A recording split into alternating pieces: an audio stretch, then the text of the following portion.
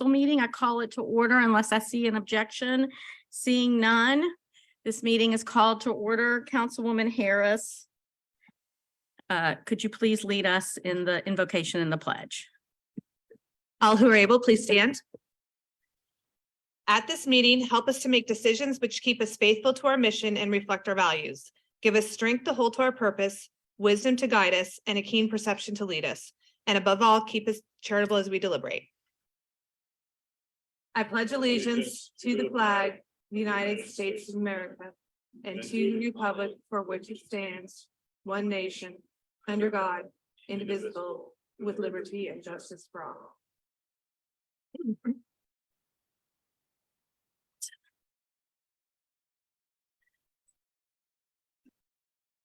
Council, unfortunately, the honoree of tonight's proclamation had a family issue, and so we're going to postpone for 2 weeks unless anyone objects. I see no objections, so we're moving on that. Next is a public comments should have been first. Sorry. Public comments. I have lots of cards, many of which are related to the public hearing that we're holding tonight on the request for the SLUP. We have our city council doesn't have rules about who or can speak at public comment or what you can speak about. So you can speak during public comment. If you signed up, I'll call the cards in the order I have received them. And if you want to pass, you can as well. Did I do that right, Mr. Attorney? For purpose of the record will be what is heard during the public hearing for purpose of the slot. Okay. Thank you. Robert Wittenstein. Oh, and we have 30 minutes of public hearing, 3 public comment. Thank you. 30 minutes of public comment, 3 minutes per hearing. The time change is doing me in. Good evening, Mayor and Council. Robert Wittenstein, 1146 Bordeaux Court. I'm going to go ahead and speak now rather than during the public hearing about the request for the special land use permit. And I want to encourage you to follow staff's recommendation and approve the special land use permit. And there's really, and I will be brief, there are really 3 things that I would say to you. First, we need places like this. There are already a bunch of places like this in Dunwoody, and they're all good neighbors, and they don't bother anybody, and they provide an opportunity for folks in our community to stay in our community, and they're good neighbors. Second, we are at some level judged by how we respond to the people who need help the most. So these are folks who are elderly and who would like to live in Dunwoody, but don't necessarily want to live in an institution. They'd rather live in a home setting. And our willingness and ability to provide places for them to do that says a lot about us as a community. And third, this is a particularly good place for this special land use permit, for this home care center. And that is, it's on a relatively larger lot, about a half an acre. Many of our lots are smaller than that. On this lot was a 5,000 square foot house.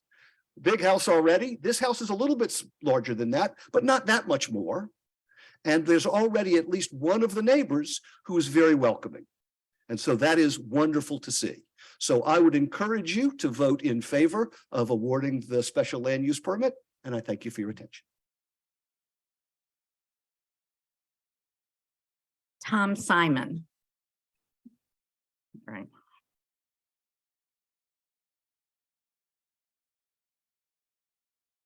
Thank you, Mayor and Council. Tom Simon, representing Stevens Walk and 7 other neighborhoods and 7 homeowners and their driveways on the east side of Tilly Mill. In the February 16th Crier article, Mayor Deutsch said, "It will be helpful if you would give input on where you think there is opportunity for us to make a difference in the path system for people who are interested in using them." Mayor and Council, we have been telling you and the Council just that for months. Being in the Dunwoody Council makes council members accountable to the citizens of Dunwoody, all citizens. In that vein, we all know that 93% of the Dunwoody citizens either don't want paths at all or are very concerned with the paths will do to their homes, neighborhoods, trees, possible flooding, and overall destruction and exorbitant cost involved. The path you are proposing for the east side of Tilly Mill is one such path. The neighbors and neighborhoods on the east side of Tilly Mill are not against paths in general, just where they do not belong and are not wanted. We are against the path on the east side of Tilly Mill. You as council are the Dunwoody citizens advocates on all things large and small. We are part of that 93%. The additional cost to put a path on the east side of Tilly Mill versus the west side of Tilly Mill, $3 million plus, is just unjustifiable. In addition to the extreme cost involved in locating a path on the east side of Tilly Mill and moving the roadway west to accommodate the Marcus Jewish Community Center, there is a possibility of state and federal lawsuits over the impact this project would have on homeowners and neighborhoods affected, as well as the impact on our floodplains and stormwater system. Added and hidden costs to the project will involve compliance with state and federal laws regulating the environment to prevent flooding and encroachment on state waters. Other costs that cannot be budgeted or known in advance may involve homeowners and HOAs who say the city has taken away or adversely impacted their property. Recently, over 30 homeowners in the Ansley area successfully sued for $12 million due to the unlawful impact the Atlanta Beltway had on the property. The original cost to put a path on the west side of Tilly Mill is almost half the cost of the current plan for alternate 3 on the east side. There are still no compelling reasons to put the path on the east side rather than the west side, other than it would be inconvenient to the MJCC while greatly inconveniencing hundreds of other homeowners on the east side of Tilly Mill. Jared Powers, president of the MJCC, advised at a meeting in 2022, Mr. Lambert and Smith were attending, that he will agree with whatever the council decides. Mr. Lambert and Smith, why don't you ask Jared Powers about a path on the west side of Tilly Mill, the obvious side, the original side, the $3 million less costly side. Show him our alternate floor plan, which you have for the west side of Tilly Mill Road. See what he says. Thank you. Thank you. Sue Ellis. And if I call your name and you've decided to wait or whatever, just wave me off. Madam Mayor and Council, my name is Sue Ellis. I live in Dunwoody and have for 36 years. I am opposed to the SLUP for 1822 Mount Vernon. My major concern from the beginning in the fall of 2022 has been the unrealistic estimates of parking needs. This is not the right site for a large, nearly 7,000 square foot building with no garage, 32 to 35 feet in height, and 9 bathrooms. It is too large for the 0.48 acres and doesn't blend with the surrounding single-family homes. It will dwarf them. The parking required for this large facility will be more than 4 spaces. And if there is a handicap spot, that really takes the available spaces from 4 to 3. In review, initially it was agreed that 4 spaces would be sufficient. Then the owners filed for a variance to enlarge the parking to 6 spaces. I think they have withdrawn that, but I think you can clearly see that the owners themselves know that this facility needs more than 4 spaces. If we run the numbers, we have a family residence on the 2nd floor. Roman would need a car, and if he's married, he would need a 2nd car. Their LPN would need a car, and during shift changes, that would increase to 2. I know that the owners stated that the LPN would Uber in and out, but honestly, I think that's nonsense. I recommended at the Planning Commission meeting that the first red flag to watch for when looking for a care facility for a loved one is the ability to check on your loved one anytime, any day. A mandated appointment schedule during COVID precluded that. The Colin's attorney countered at the Planning Commission meeting that when the COVID policy mandating appointments is over, it will be lifted. If so, family members could be there any day, anytime. That could be 1, that could be 2, that could be 3. Add just 1 delivery and you can see the number is easily greater than 3 or 4. I have the state law that says you can't schedule appointments, but I don't think I have the time for that. Referring to the comprehensive plan, I do not believe that the city fathers envisioned that we would encourage people to tear down single-family homes and erect what amounts to a commercial building to care for 7 patients. This is simply not the right site for a large facility and of this size. You might ask yourself, why am I hammering on the parking? I think it informs us about the owner's seriousness concerning the rules and a possible attitude about circumventing them. Thank you.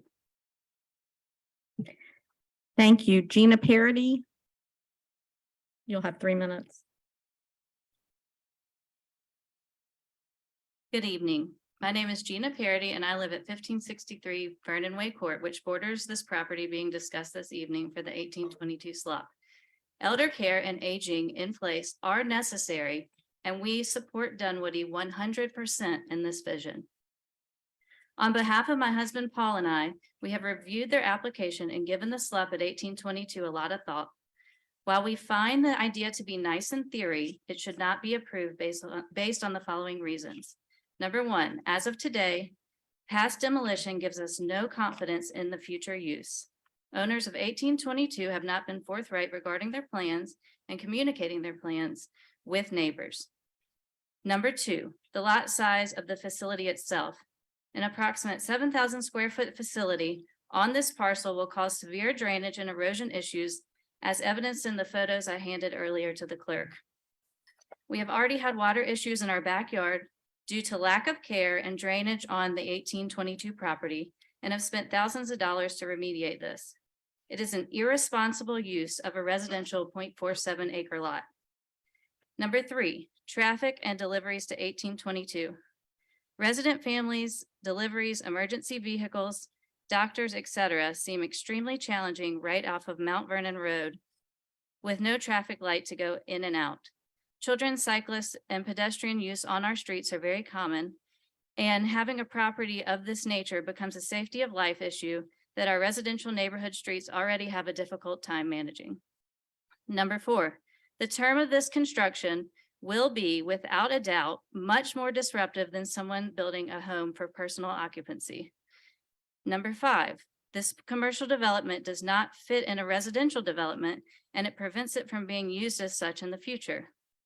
I'm sure personal care homes with a smaller number of residents exist all throughout Dunwoody, but this is a totally different type of facility. Number 6, has the fire marshal reviewed the status of existing water supplies and main fire suppression capabilities and the impacts it will have on our residential neighborhood? In conclusion, we purchased a home in Dunwoody because of the careful planning that goes into the community. I am confident that the city of Dunwoody's mission to support our aging population is not to tear down residential homes and replace them with commercial facilities. We ask council for careful and realistic consideration for 1822, based on the quality of life, safety of all residents and non-residents, potential damages to surrounding properties, both physical and financial. We, your constituents, are now counting on you to deny the slub requested for 1822 Mount Vernon Road. Thank you. Thank you. Neela Abubakar. Please correct me. Sorry. Madam Mayor and Council, my name's Nyla Abubakar. I'm a resident at 1823 Mount Vernon Road. I'm a civil engineer, a professional engineer. Over the past month, I had the opportunity to analyze the subject SLUP.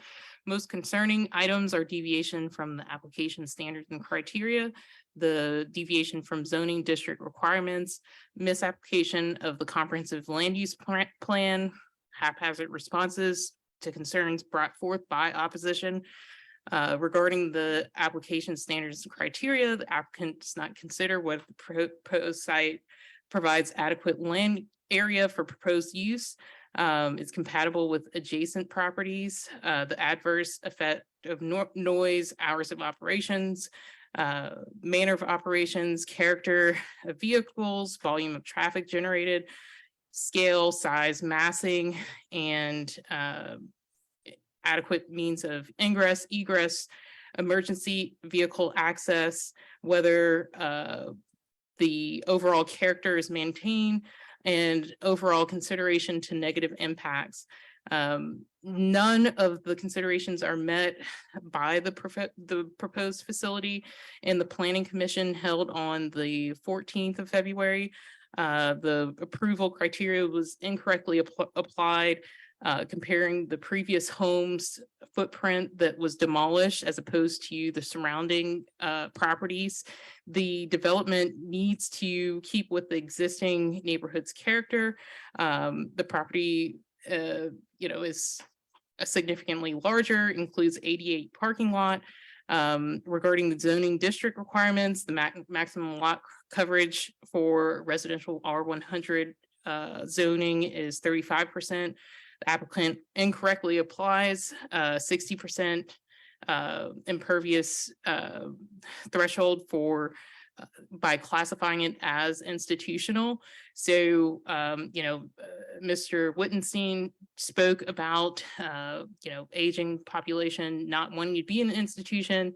The fact that they've pulled on the institution classification for the plans, that's something worth noting. The misappropriation of the comprehensive land use plan, verbatim, it states making aging in place an achievable reality. This is not constructing an institution for people to move into. And again, verbatim from the plan, permitting smaller, lower maintenance, senior and accessible housing. This is not consistent with the plan. Regarding the continued. Thank you very much. Thanks. Thank you. Judy Landers. And just for efficiency, Blake Shelton, come on up, Blaine Shelton, you'll be next. Is that right? I'm Judy Landers. I Okay. live at 1564 Vernon Way Court. 1822 is visible from both my deck and my backyard. I want to reiterate everything Gina Parody has said. This structure, this commercial facility that has been proposed is more than twice the square footage of surrounding homes, and that does not include impervious surfaces. I have spent thousands of dollars on a dry creek bed in my yard that is not even adjacent to 1822 to handle the flow of runoff water.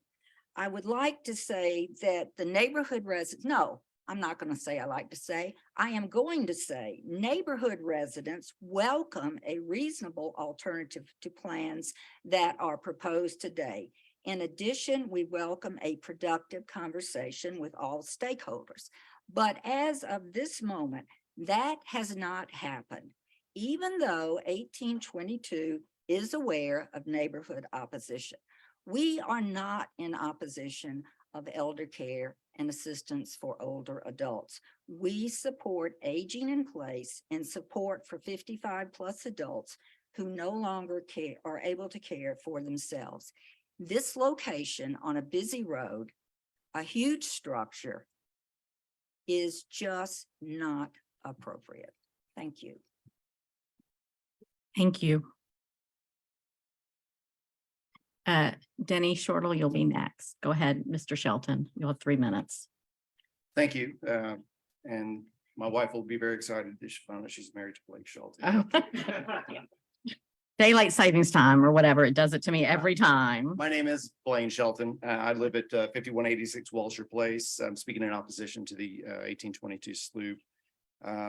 Just to distill this down, the way I view it, you'll hear some more discussion about the specifics of the zoning. I'd say it's basically tearing down an existing single family home that's adjacent to several other single family homes, replacing it with a much larger multi-unit rental property that's owned by investors who may or may not reside in DeKalb County, much less Dunwoody. And I'd just like to ask if you'd feel comfortable telling your constituents that that's what you voted for. We can cover a lot of things like plan progress and growth can be used to explain away some of the details of it.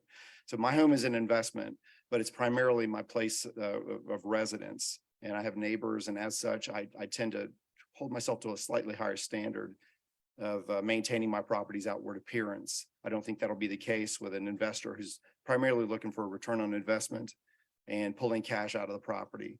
The primary concern would be internal maintenance of the property to be compliant with the Medicaid laws and all the other compliance codes. Not necessarily putting a fresh coat of paint on or maintaining property outside.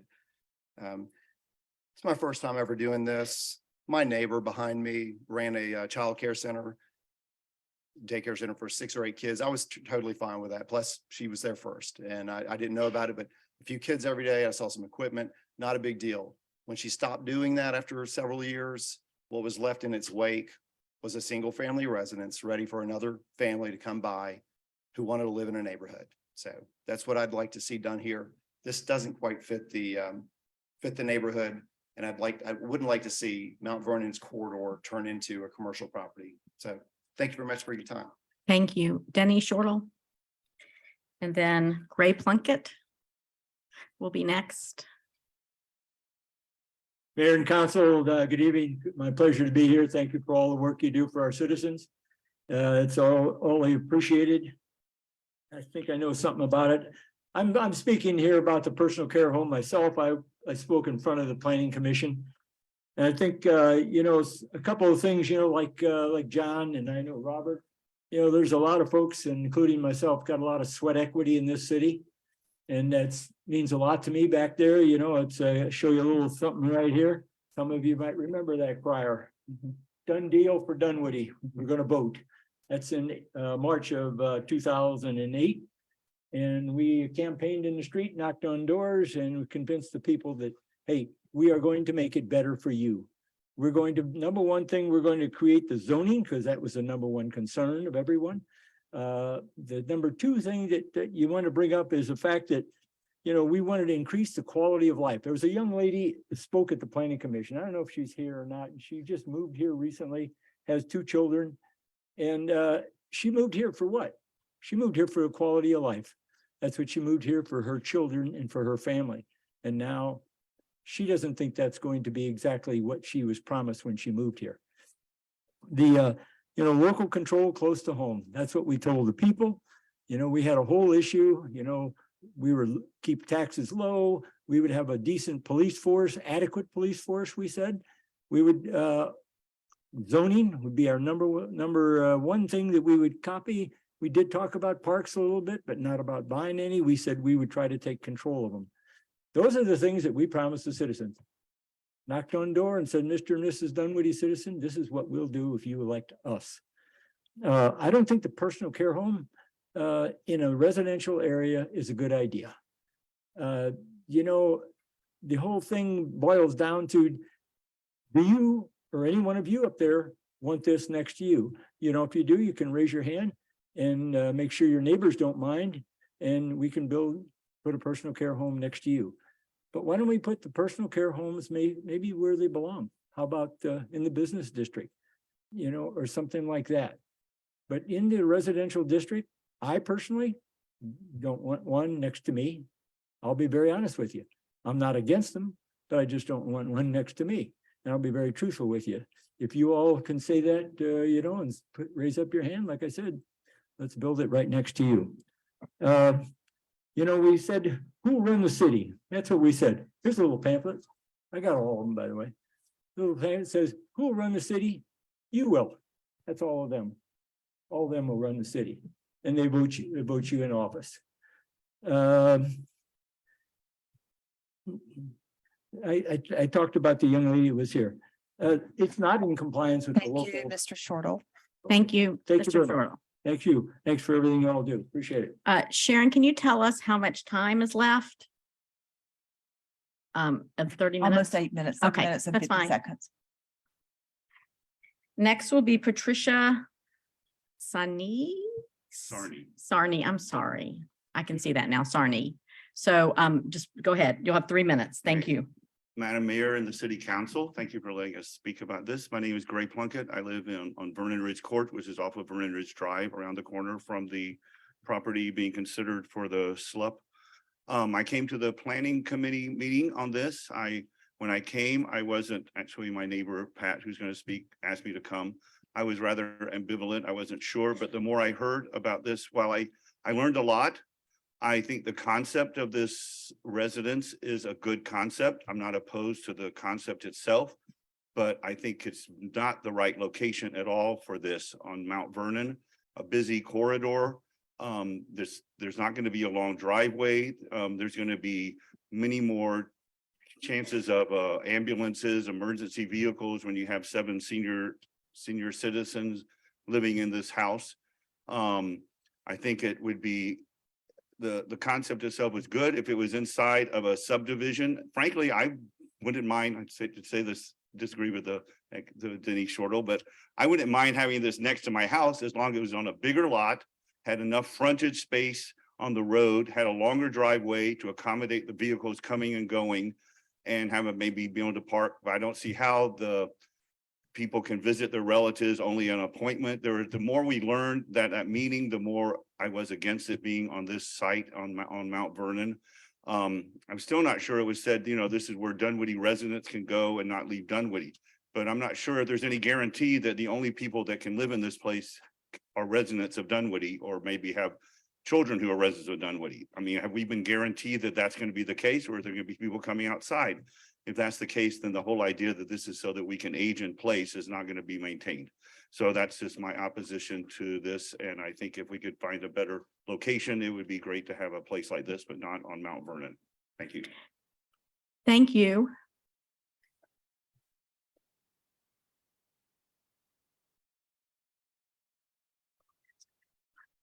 Good Thank evening. you. I'm Patricia Sarney. I'm on 5175 Vernon Ridge Drive, and I've been there since 1974. And I hope that you do not approve this slut house. We need to consider, at the other meeting I attended, we were considering the rights of people who we don't even know yet to come and live in this facility. What about the folks that are already there? I think they should get the priority. We already pay taxes, we vote. Secondly, it's a very busy road already. I don't know if any of you travel Mount Vernon. I travel it frequently, and it is very busy with more traffic that has to be, no matter how the folks say it's not going to be bad or whatever, it will increase. And then I thought about the safety of the residents. Supposedly, they're people that can't take care of themselves. And they get out and get on the sidewalk, which is busy. There are people walking, there are people riding bikes on that sidewalk. I just don't think it's a safe place. I feel like they're trying to put a square peg into a round hole. Thank you very much for your attention. Thank you very much. 4 minutes. Min Tron.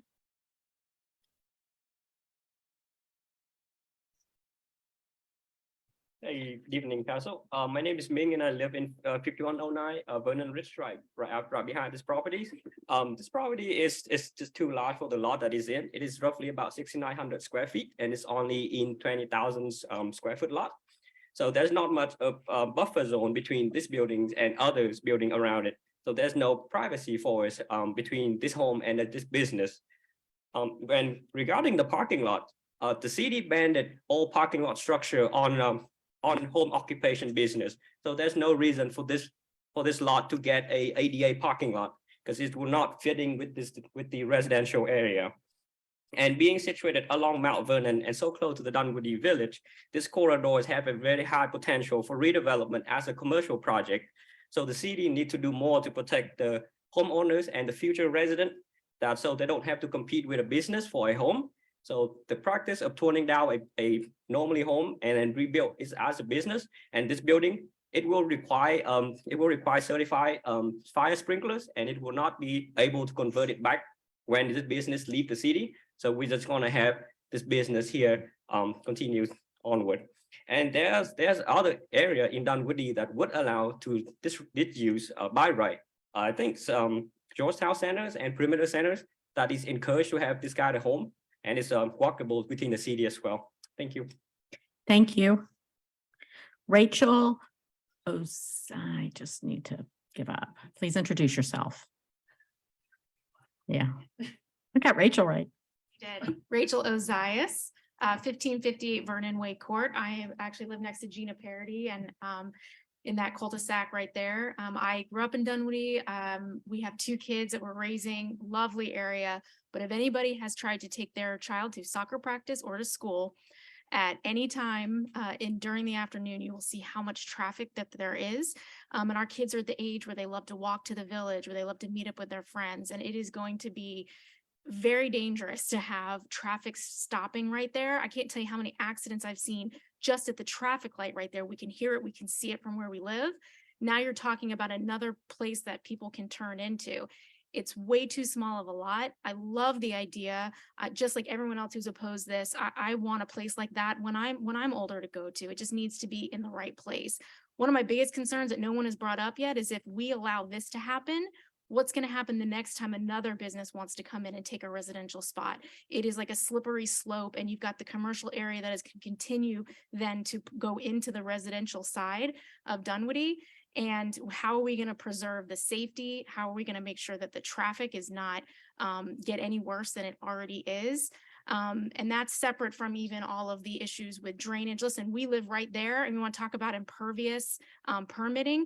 We went to build a deck, we wanted to build a pool, and we were scrutinized over every square inch by the permitting guy who came to our house and had to go and make sure everything was exactly correct. Yet this business can go and put a 7,000 square foot home on a lot that is not even half of an acre.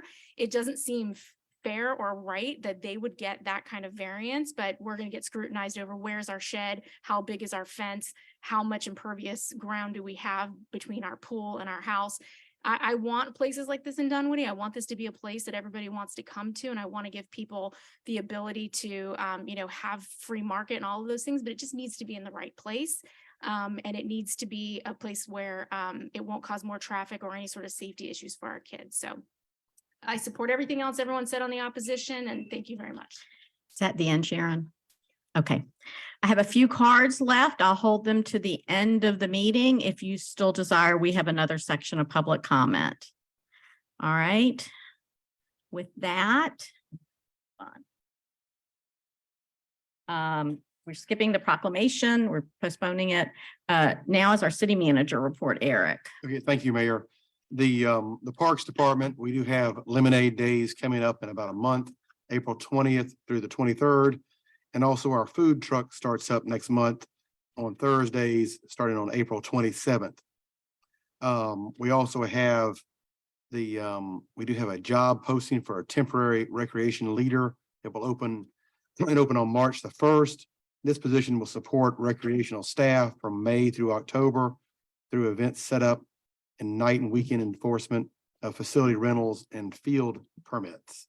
Under Public Works, we have an intersection improvement at Crown Point Parkway and Perimeter Center West, sponsored by the PCID. We also have the Spalding Drive at Chamblee Dunwoody Road. We completed about 90% of the landscaping on that project. Our Georgetown Gateway project is continuing. We finished the pavement leveling and about 100 feet of sidewalk. That project has had some delays due to the utilities in the area from Comcast, AT&T. And there also will continue to be minor traffic delays during the daytime between 9 a.m.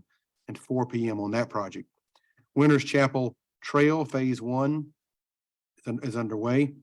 Also, Chamblee Dunwoody at Womack intersection. The contractor has completed the storm drain pipe on Chamblee Dunwoody Road and installed about 170 feet of sidewalk. Those are just some sampling of some projects that we're working on in the area, along with our Dunwoody Road sidewalk. And on these, as you all know, but just for the public's benefit, there's always many utilities that have to be relocated. For example, Atlanta Gas Light has to relocate some gas mains along Dunwoody Road for that sidewalk project. Under community development, the city has received a Tree City USA recognition for the 11th year in a row. And the city also celebrated Arbor Day with a ceremonial tree planting. The work at High Street continues without interruption. The topping out ceremony for that is planned on March 31st. The food hall at Ashford Lane is now complete. And also the Quick Trip gas station at Perimeter Marketplace has now opened. Over near 285, there is the Campus 244 building where they are working on the cross laminate timber addition to the office building, 2 additional stories on top of that existing structure. Economic development, where innovation and entrepreneur program, the Economic Development Department is implementing a long-term strategy to support entrepreneurs and in the innovative economy. Also placemaking, working on phase 2 and 3 of the Green Light Art Project, working with the 2 artists to install the mosaic on the retaining wall at Shamley, Dunwoody Road and Womack Road, and also working with the Perimeter CID and MARTA on a large scale mural to be installed at the Dunwoody MARTA Station parking deck, and that's going to occur this spring. We have tomorrow morning is the Ashford Dunwoody Path groundbreaking. And also we're planning our opening of the 2 Bridges Park off Perimeter Center East near the old City Hall. The police department continues to work hard within the community. We, on February the 15th, had the officer conducted a distracted driving detail on Ashford Dunwoody Road. We issued about 26 citations for that. I do encourage you as well as the public to read through this portion of the police report and see the many things that our officers deal with on a daily basis. And I will one more time talk about the license plate readers and how those are an excellent way to help us solve crime.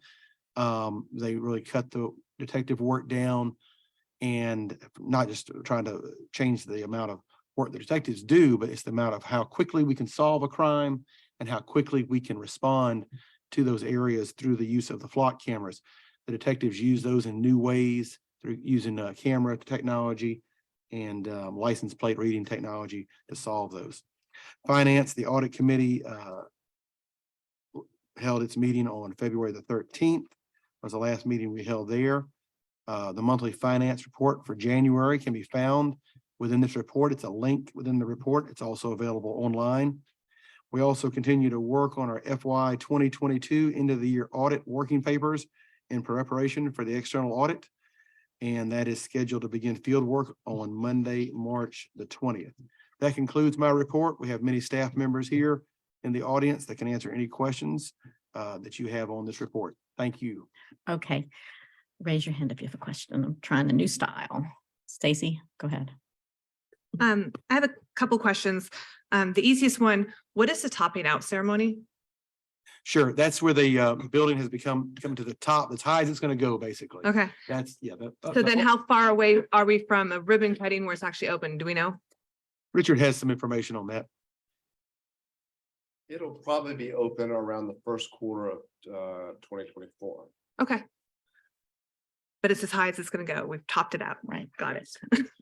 I have a question for Michael Smith on the Spalding Dunwoody Road area.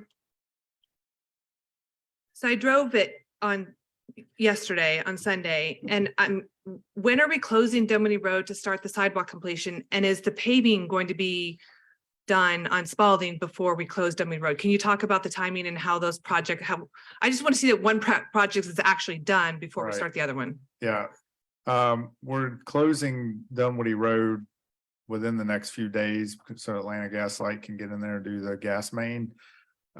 Originally, we had the final paving, so it's just a little bit left on Spalding. We had that wrapped in with a little bit that needed to be done on Dunwoody Road for efficiency, to kind of make it to where one person didn't have to come in, 2 people didn't have to come in and do a little bit on each project. You know, I know there's a little bit of a bump on Spalding, so we're trying to figure out a way to kind of smooth that out without having to bring somebody in just to do that little short section of paving. So we're looking at options there, but ideally it would all be paved at the same time because it'll be more efficient that way. When are we gonna know if the bump and the kind of poor paving is, when are we gonna know if we're gonna solve that problem? And once we close Dunwoody Road in the next few days, it's closed until the sidewalk's done, right? Well, at least there's a big, besides the gas main, there's a big retaining wall that has to be built on Dunwoody Road that it's a big excavation, so we can't do it with the road open. The road needs to at least be closed until the gas main's moved and that wall is built. You know, depending on how long that takes, we could reopen the road and they could still work with some lane closures, but it at least has to be closed while that wall's built.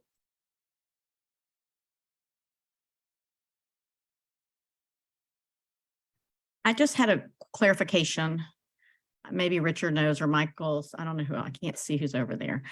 Eric, you said the food hall is complete. That means that the certificate, we've done everything we're doing.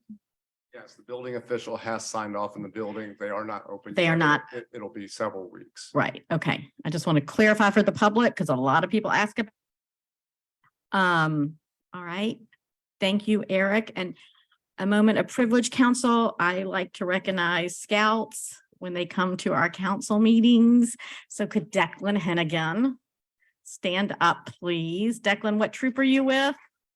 Very good. Wait, try again, sorry. 7, and you're here working on what badge? Yep, thank you. And where are you in your scout rankings? Working on your Eagle, very good. And what is your leadership role right now? Senior patrol leader. Thank you. Scouts provide valuable resources to our communities as they volunteer extensively throughout Dunwoody. And their Eagle Scout projects, you can find them all over the city. And so thank you for coming and good luck. All right, now on to a public hearing. Sharon, I believe you have to read the header. An ordinance to amend the city of Dunwoody zoning map for zoning conditions of lot parcel number 18-367-01048 in consideration of special land use permit case SLUP 22-03 for 1822 Mount Vernon Road, Dunwoody, Georgia 30338. Thank you. Good evening, Mayor and City Council. The case under consideration this evening is SLUP 22-03. Just a point of clarification, the applicant has submitted a letter of withdrawal for their concurrent variance. So the only request under consideration this evening is for the special land use permit to allow a 7-resident personal care home. A little bit of background on the purpose of a special land use permit. So within our zoning ordinance, there's a short list of uses that are considered compatible within single dwelling neighborhoods, but they require special review and consideration to mitigate negative impacts.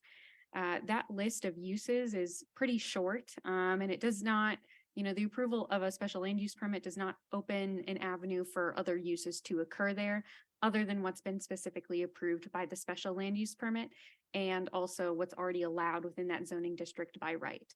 So within a single family zoning district, the only special uses that you can request permission for are convents and monasteries, personal care homes, daycares, private schools, places of worship, cemeteries, bed and breakfasts, neighborhood recreation club, and home occupations. Again, no other uses can ask for a special land use permit.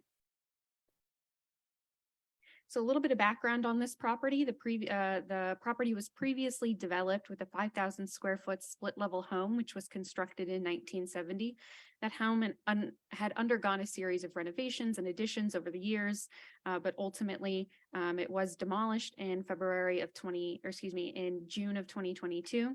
On the top is a photo pre-demolition, so you can see the house and the current driveway. And then on the bottom is the picture of the house in its current state. The only thing left standing is the previous old foundations and a couple of old walls.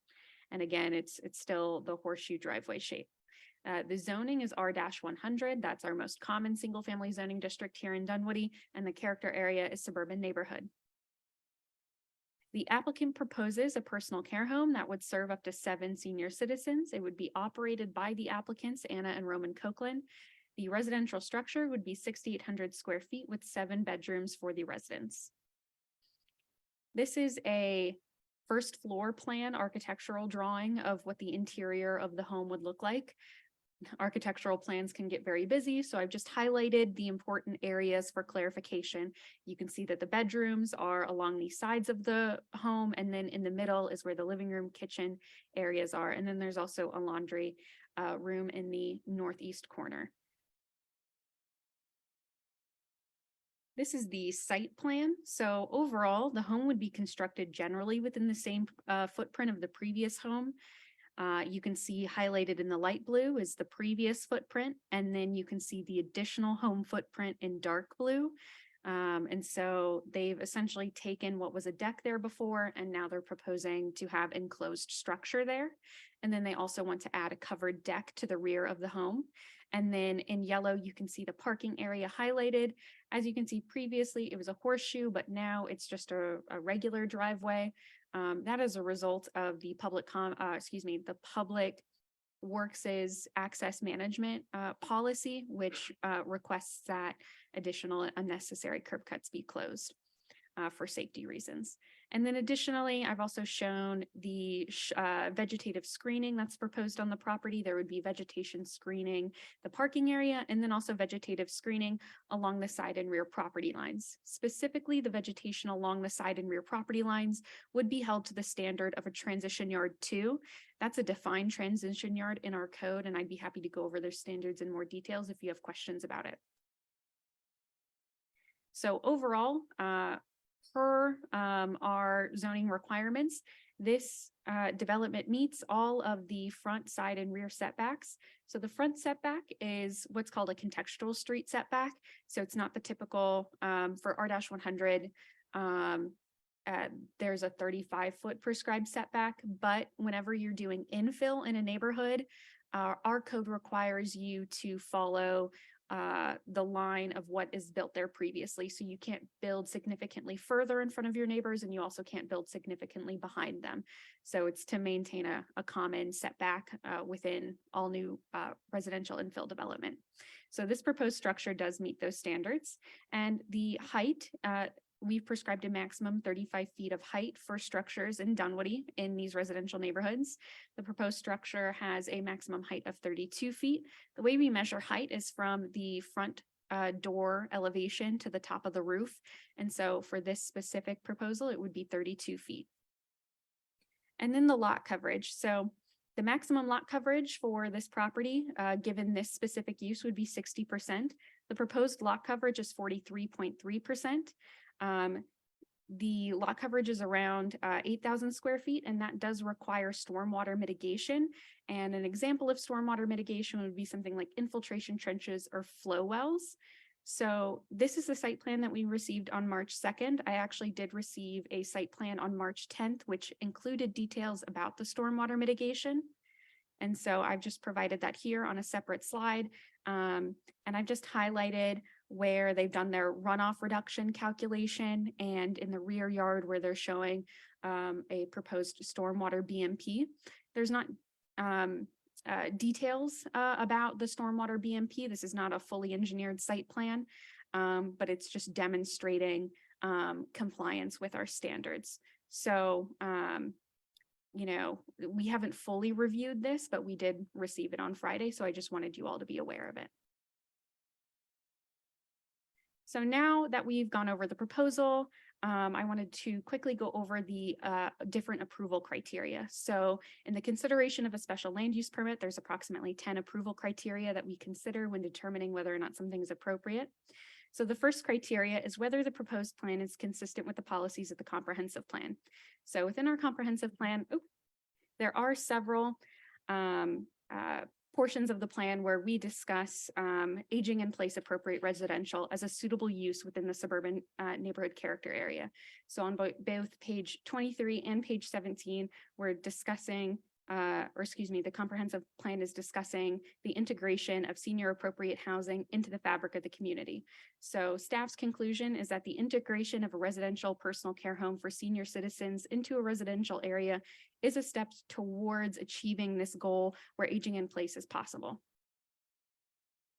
And these are just the snippets from the comprehensive plan, just for reference. This is page 17, and then this is page 23. The next criteria are whether the use complies with the requirements of the zoning ordinance and whether there's adequate land area for the proposed use. So based on staff's review of the site plan, it meets the setbacks, the maximum height and the maximum lot coverage. And it can accommodate all of these proposed improvements. So we feel that it meets these approval criteria. The next criteria are about the operation of the property. So looking at whether it proposes noise, smoke, odor, dust, or vibration. So this is a facility that will provide care to the elderly. It is residential in that regard. There would be 7 residents and they would receive additional support for staff care for things like eating and using the restroom and just general mobility issues. So that is the type of use. So we don't see that having an external impact in that regard. And in terms of the hours of operation, the residents receive around-the-clock care as needed. And then the applicant has their own policy for visitation as well. But we don't see these as interfering with the operations of, Mount Vernon, and we don't see it inconsistent with the operations of other types of homes in the area. And then additionally, we want to see if it would have any adverse impacts upon adjoining land use in the manner of its operation. So this is not the kind of facility that would require any industrial kitchens or grease traps or dumpsters. It would operate the same as any other residential home with typical home appliances, typical residential garbage bins, and no grease traps. So in that regard, it's residential. So we don't see it having adverse impacts in that regard. And then the other criteria are whether it will create adverse impacts due to the volume of traffic generated. So the proposed facility has limited staffing. Again, the applicant sets their own policy for the visitation. Overall, we feel that the scale of operation will not adversely impact residents. It's not typically that many more trips produced than single-family homes. In my discussions with the Public Works Director, he said typically single-family homes are producing about 10 trips, and this type of use could produce anywhere from like 10 to 15 to 18 trips per day. There's no set standard for this type of use available because it's so small. Typically, the ITE trip generation manuals are focused on larger scale operations, so I don't have exact traffic counts for this type of use for you. But that was the determination from our Public Works Director. Whether the size, scale, and massing of the proposed buildings are appropriate in relation to the size of the subject property. So again, the proposed property can meet all of the standards of our zoning ordinance, and so we feel that it is appropriate for the lot. Again, the previous home on the property was 5,000 square feet in area. It's staying within a similar footprint. The increase in floor area is really coming from enclosing what was previously a deck and then the addition of a second floor on a portion of the home. Overall, we feel it's consistent with residential homes that are being constructed in Dunwoody. And again, it's not going to exceed the maximum height or encroach into any of the prescribed setbacks. And then the last criteria is just if it's affecting historic building sites or archaeological resources, and staff did not find any. So overall, staff is recommending approval of this request subject to a set of conditions, and I'll just quickly go over those conditions and explain them for you. So the first 2 conditions are pretty standard. It's just tying the applicant to the site plan and elevations, and that's standard practice for us. It's just to make sure that whatever they're proposing here tonight, they would be held to. So you're not going to get a different end product than what was shown at the public meeting. And then the third condition is that requiring higher level quality materials just to ensure good design along Mount Vernon, which is a prominent road in Dunwoody. And then the fourth is that the parking area should not be striped except for their required ADA space. And so again, this is just ensuring that the parking lot does not look commercial. And then the fifth criteria is that the parking area shall have a vegetative screen. Again, we want to reduce any visual impacts from the parking area. And so that's the reason for that criteria.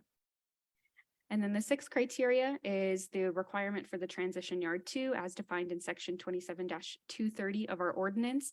Again, this is providing screening of the structure from adjacent neighbors and also providing a vegetative buffer. You know, vegetative buffers have a lot of benefits, you know, not just for privacy, but also for, you know, slowing down the flow of water and things like that. So that's the reason for that criteria. And then the seventh condition is that it will be limited to residents 55 years and older. Again, that's ensuring that the home will serve the aging population only.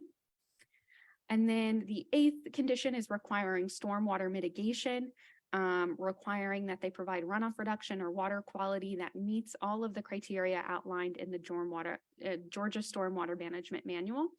And the city engineer, Kevin Moore, is here if you guys have specific questions about stormwater mitigation. That's not my area of expertise. Then the ninth criteria is regarding the existing state of the property. As you saw on one of the previous slides, it's currently demolished and it is an eyesore. And I know that has been a concern for people. So this states that if it gets approved, it would require the removal and foundation of those walls within 1 year if they haven't started construction then. So that's just to say that, you know, that eyesore wouldn't be there forever if they take a little bit longer to, you know, construct a home there. And then the 10th criteria is just related to the streetscape requirements.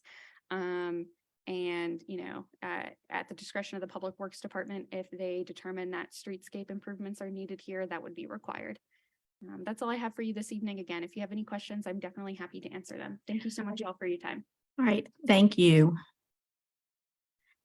So now we open the public hearing, unless there's an objection from council. I see no objection. And so the applicant's presentation, hello, nope, come on up if you have something to say. And Sharon, this counts in the 10 minutes, the applicant's presentation, or no? Richard, someone? Okay, didn't think so. Okay, so if you could make your presentation, Absolutely, happy to do it. introduce yourself, please. Good evening, everyone. My name is Andre Washington, 1960 Satellite Boulevard, attorney for the applicant from Anderson, Tate and Carr. So I'm going to see if I can still work a Zoom and share this presentation that we have. All right. All right. Do we see a presentation on everyone's screen? Okay. Do they see it in the screen in the back? Are we good to go Okay. back here? Okay. Showtime. Good evening, everyone. It is wonderful to be in Dunwoody again. I'll admit the last time I was here, I was a little bit pressed for time. It was Valentine's Day and we got a chance to spend a couple hours together. So I'm happy to report that I'm still married and sleeping on the couch isn't half bad. So it's good to be here tonight. I'm honored to be here on behalf of the applicant Legacy Manor Home Care, requesting a special land use permit for a 0.47 acre parcel of land located on Mount Vernon Road. Let's see. As has been noted, this site is currently zone R100. It's a single dwelling residential. This application is for a special land use permit that is not introducing a new use. It is for a special land use permit to permit 7 residents to live in this personal care home. Again, 7 residents to live in this personal care home. This is not a commercial facility. These are 7 individuals that will be living here. Also important to note that, but for the individuals that are living here, this house could be built as is, minus the ADA compliant parking on this lot. So important to note that this structure would comply with the residential housing code as is, and legitimately wouldn't have to go through a public hearing if someone bought this land and decided to redevelop the house. But in this case, the applicant is Anna and Roman Copeland. And so this is a site plan as Ms. Smith has presented to you.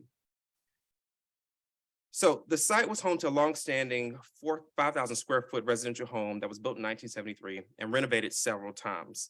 The applicant has shown that the previous structure had a number of different issues. As has been noted, it currently feels like an eyesore because it had to be demolished to the studs. The property sits within a residential community and the design of Anna and Roman Copeland's business is that that a facility like this or residence like this would cater to individuals who want to live in an actual home in a residential community. So according to the city's land use, future land use plan, I want to point out the area that's highlighted. The future land use plan for this particular area provides aging in place for appropriate residential uses. The staff commented, and we agree that the city's policy is listed making aging in place achievable by encouraging the integration of senior appropriate housing, both active, adult, and assisted living, into the fabric of the community, thus offering multi-generational or lifelong housing opportunities. The integration of residential care home for senior citizens into a residential area is a step forward to achieving that. To accomplish that, the city's future land use plan recommended smaller, low-maintenance, senior accessible housing in reasonable proximity to traditional family housing. So I'll pause there to make an important point about how this particular home fits within the residential community. We've all had those challenges where we have to come to terms with the fact that we may not be able to provide mom or dad or grandma or grandpa the type of service that they need in their own home. And maybe they don't need intermediate care where they need a medical professional to, do advanced level care, but maybe they need some help getting around to the restroom, passing meds, monitoring their nutrition. And so this home is designed to be a place where they can live, work, and play, but in a home-like environment and not in a more commercial facility. So it's designed to be like a large house where 7 seniors are able to live and get provided high-quality medical care. So as it was noted, it sits within a residential community. I would argue in the fabric of the community. One of the qualities of the city of Dunwoody is that it is geared towards residential homes. It has a large amount of residential homes. And so this type of development is exactly what I think the council and the planners contemplated about. How do we not raise whole swaths of residential development and then replace with commercial, but instead adapt existing uses and update them for future residents? And it isn't, you aren't approving the special land use permit for the people that are just here today. Although Ms. Copeland, who is not an investor, she's not someone that's just kind of dropping into Dunwoody. She's a citizen of Gwinnett County. She came here and wants to make Dunwoody home. And just a little bit about Ms. Copeland, 20 years ago, she had an idea to be helpful to friends and family and begin providing this service to those that she cared about. And she's grown that small business to now expand and now have a waiting list pretty much by referral only of people who have had wonderful experiences in her care. And so she would like to expand to make a home for residents in the city of Dunwoody, but also those folks who are, considering as they age and they get older and they'll need a place to go. So it's important to know she already has a waiting list for people who are in Dunwoody who would potentially come to this place. Again, not an investor, not trying to leech off the community, but in desiring to become a fabric, part of the fabric of this community. So project summary. It's a new structure, 7 residents, 1 permanent 24/7 staff member, 6,800 square foot with home with a 6,600 foot deck. The development's parking will only serve staff and a limited number of visitors. Again, asking for that 43% is mainly for ADA and state and federal regulation compliance. It's not so that you can have a large number of folks parking, but there's an important point here. This parking is mainly for drop off and in the unlikely event that there are emergency services, that they have a way ingress and egress to be able to get access to the property. There's not none of these residents drive. They're not parking here and leaving. They're not adding to the traffic. It is just for staff people that show up. And so if you can imagine, you got one person that's staying there, there's got to be one person there 24/7. You have a staff person that comes there on shifts, and then you might have deliveries on occasion. So that's 3 or 4 cars, and then your by appointment only visitors. So the earlier request about parking that we asked was in the event that there were multiple occasions, but the applicant is obviously willing to be compliant with the limitations on parking. We are in agreement with having a upgraded facade to make sure that the front-facing facility has the vegetation and the quality development in finishings to include brick and stucco, and again, limiting it to 55 and older. So let's talk about this property that, this 5,000 square foot property that was built in 1970. You know, we've heard over the last meeting and every other meeting about the community's objections to this property because of runoff, because of complaints, because of traffic. And part of what we're putting in front of you, and I want to put a big point here, is that adding this development solves those problems. It adds a new development with the updated standards of 2023 to mitigate runoff, to address all the different issues when it comes to privacy, to eliminate the eyesore. So if it's an eyesore for you guys visually, imagine Anna and Roman Copeland when they bought this home and they found out that there was water damage and rot on the inside of the building, and that termites had eaten through the foundation, and that the renovations that had taken place since 1970 had severely damaged the property. So a lot of the issues that we hear from the community are because the previous owners weren't necessarily the best stewards of the property for one reason or the next. And that's not to bash them, that's just to say, when you own a home from 1970 up to the present day, sometimes it's hard to make those significant renovations. And so they bought this home with the assumption that they do some renovations and, you know, keep it the way it is. And then as they begin to tear back the walls, you see foundation cracking, walls separating from the wood, severe termite damage. Again, it was difficult. And so they raised the property and they didn't realize that, you know, there were some steps they needed to take. And so as they went back to the drawing board, the question then becomes, if you for 2 decades have taken care of your friends and neighbors, and you have an opportunity to expand and you have a waiting list, why not provide the opportunity? And so as an attorney, a land use and zoning attorney, I'm very proud to represent Anna Roman Copeland because she went out on her own volition. She hosted a community meeting and she's kept in contact with the community and presented her plans and been open about her desire. She's made friends with the neighbors, despite the objections that people have said that she couldn't afford to renovate the house, despite attacks on her character and her business. She's continued to keep the lines of communication open because she wants to do the right thing. She's not some person from New York that's just flying in. This is her home, and this would be her son's home, who is a medical professional, who is continuing in the family business, and who's doing their level best to become part of this community. But just to note on the previous owner, so this is the property as it stands now. I want to take you back through 10 years of what this property looked like when it comes to traffic, and tell you that the traffic under Anna and Roman Copeland won't be likely as intense as the previous. So follow with me down memory lane. So this is 2008. You might not be able to see, but there's at least 5 cars in the lot. There's a fence up, there's traffic. This is August 2008.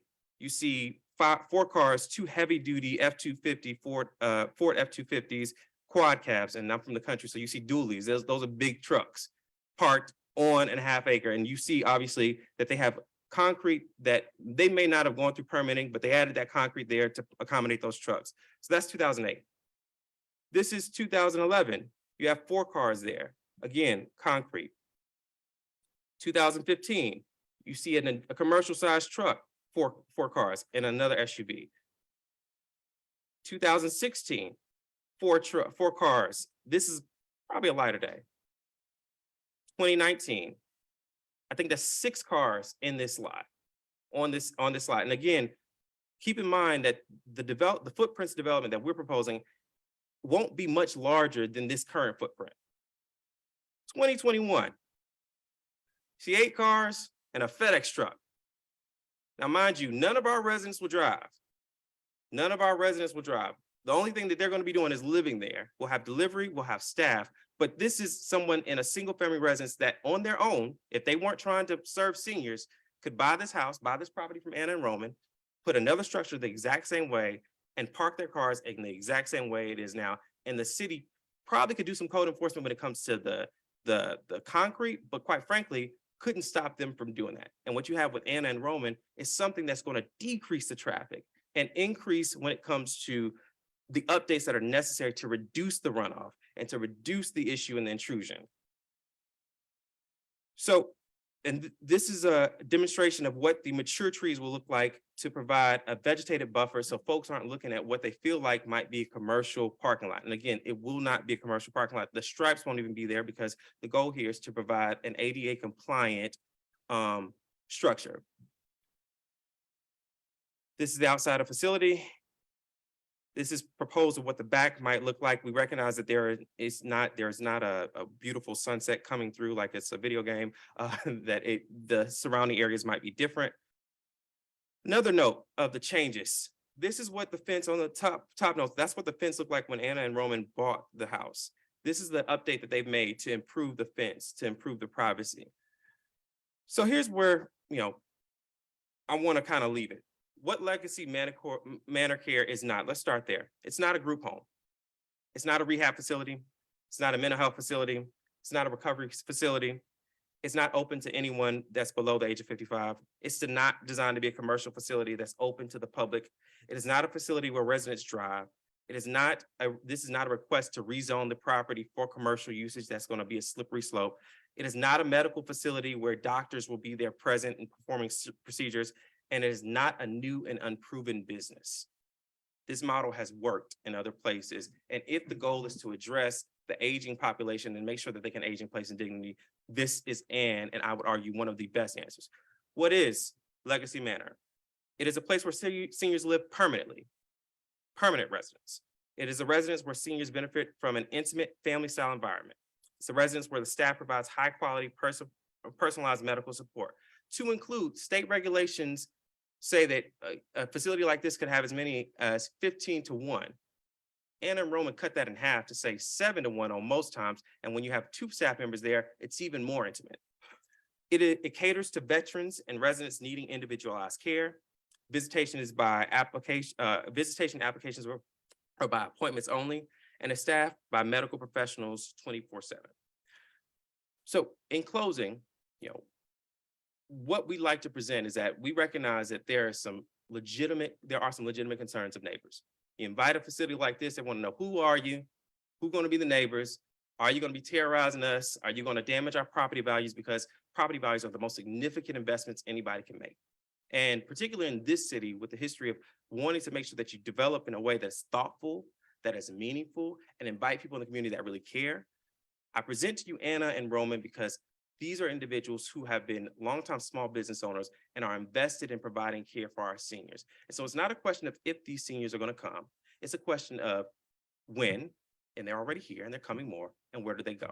And if a development like this, with a small business owner like this, with this type of personalized intimate care, can't find a home in Dunwoody City, where perhaps can they go? And again, I put in closing that a lot of the issues that you have heard raised, this development resolves them, as opposed to leaving it as an eyesore with 1973 drainage and codes and potential for uptaking traffic. That I pause, and I'm happy to answer any questions that you might have.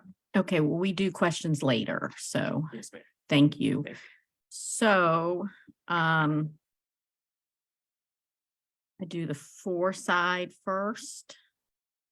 So I'm gonna ask, so in our public hearings, just because there's a lot of new people here, we have 10 minutes for and 10 minutes per against. Madeline, are you coming? Oh, taking it down. Thank you. Appreciate that.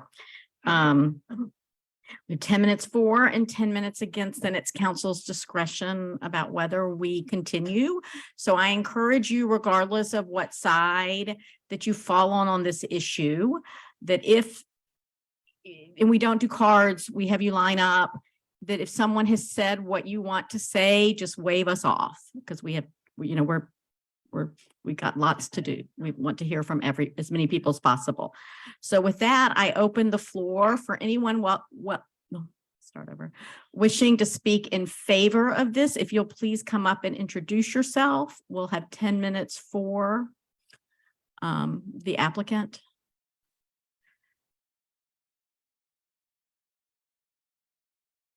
And 1 second, don't start yet, the clock. If you're interested in speaking, if you want to line up down the middle so that the other speakers will know that you're waiting and not use the whole 10 minutes. And again, we don't have to use the whole 10 minutes, just to be clear. Go ahead, Robert. Robert Wittenstein, 1146 Bordeaux Court. I always sit down and realize something I wish I had said. And so this time I actually get the opportunity to stand back up and make the 2 points that I wish I had made. One is that personal care homes are required to be in residential districts. So the folks who say that this is a commercial use or this is a slippery slope towards commercial use, this can only, in Dunwoody, this can only be put in a residential area because it is a residential use. The other is I wanted to just let you know that Sue Ellis and I took half a day and we went up to the personal care home that these same folks run in Lawrenceville. And we spent an hour there and we toured the property, we talked to the residents, we peeked in the kitchen to see what was for lunch. And I gotta say, you know, this was a really nice place. The people who lived there were really very happy. I was really very impressed. There was only, besides Sue and I, there was only one car in front of the property. It was very quiet. And just know that at least from my point of view, these folks did a nice job providing high quality care to people who were very appreciative to have it. So with that, I thank you very much. Thank you. Next, come on up, introduce yourself, please. And remember, we have 10 minutes for everybody. Hello, my name is David Jones. I live at 1830 Mount Vernon Road, right next door to 1822. I don't have a lot to say that probably hasn't already been said already, so we can keep it short. Many among us who might have misgivings over this proposed project, I would strongly encourage you to spend at least just a little time getting to know Anna and Roman on a personal level. It quickly became apparent to me and to my spouse Jennifer that their compassion, their dedication, their work ethic, their genuine desire to bring something good and positive to our community is very evident. Creating more and better options for the day-to-day care of our elders is an important and valuable service to Dunwoody. Many of us have had personal experiences with the challenges of our modern senior care systems and how they have become strained and as we grow older and want to maintain the quality of our lives.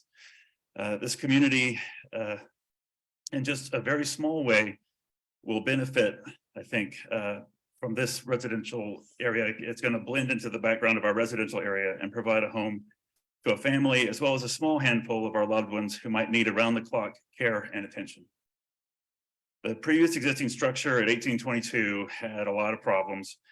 Anna and Roman are trying to renew and rebuild this piece of real estate, and they're putting in the hard work when necessary with their own hands. Trust me, living next door, we've had a front row seat to Anna swinging a sledgehammer, and she's scary effective with it. The circumstances that have been handed to them are a bit of a lemon, and they're trying their very best to make a proverbial lemonade out of it. And I feel they deserve our support and approval in this undertaking. Thank you. Thank you. Next in line, please.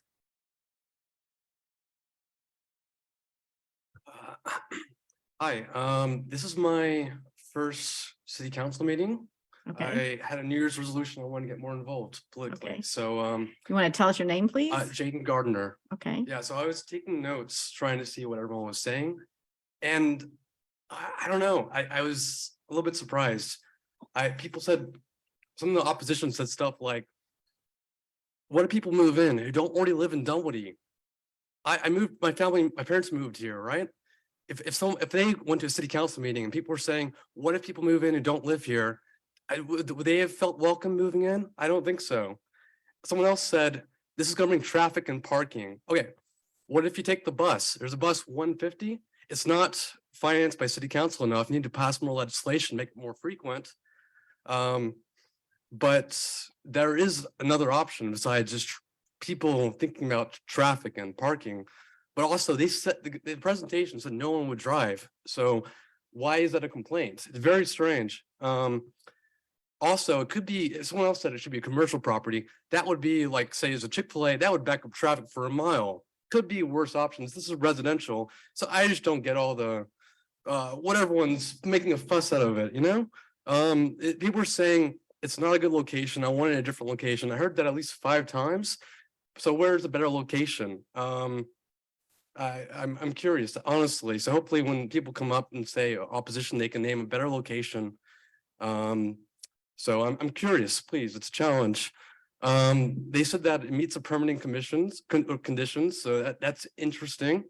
I'm not informed in that stuff, so I'll leave that to city council.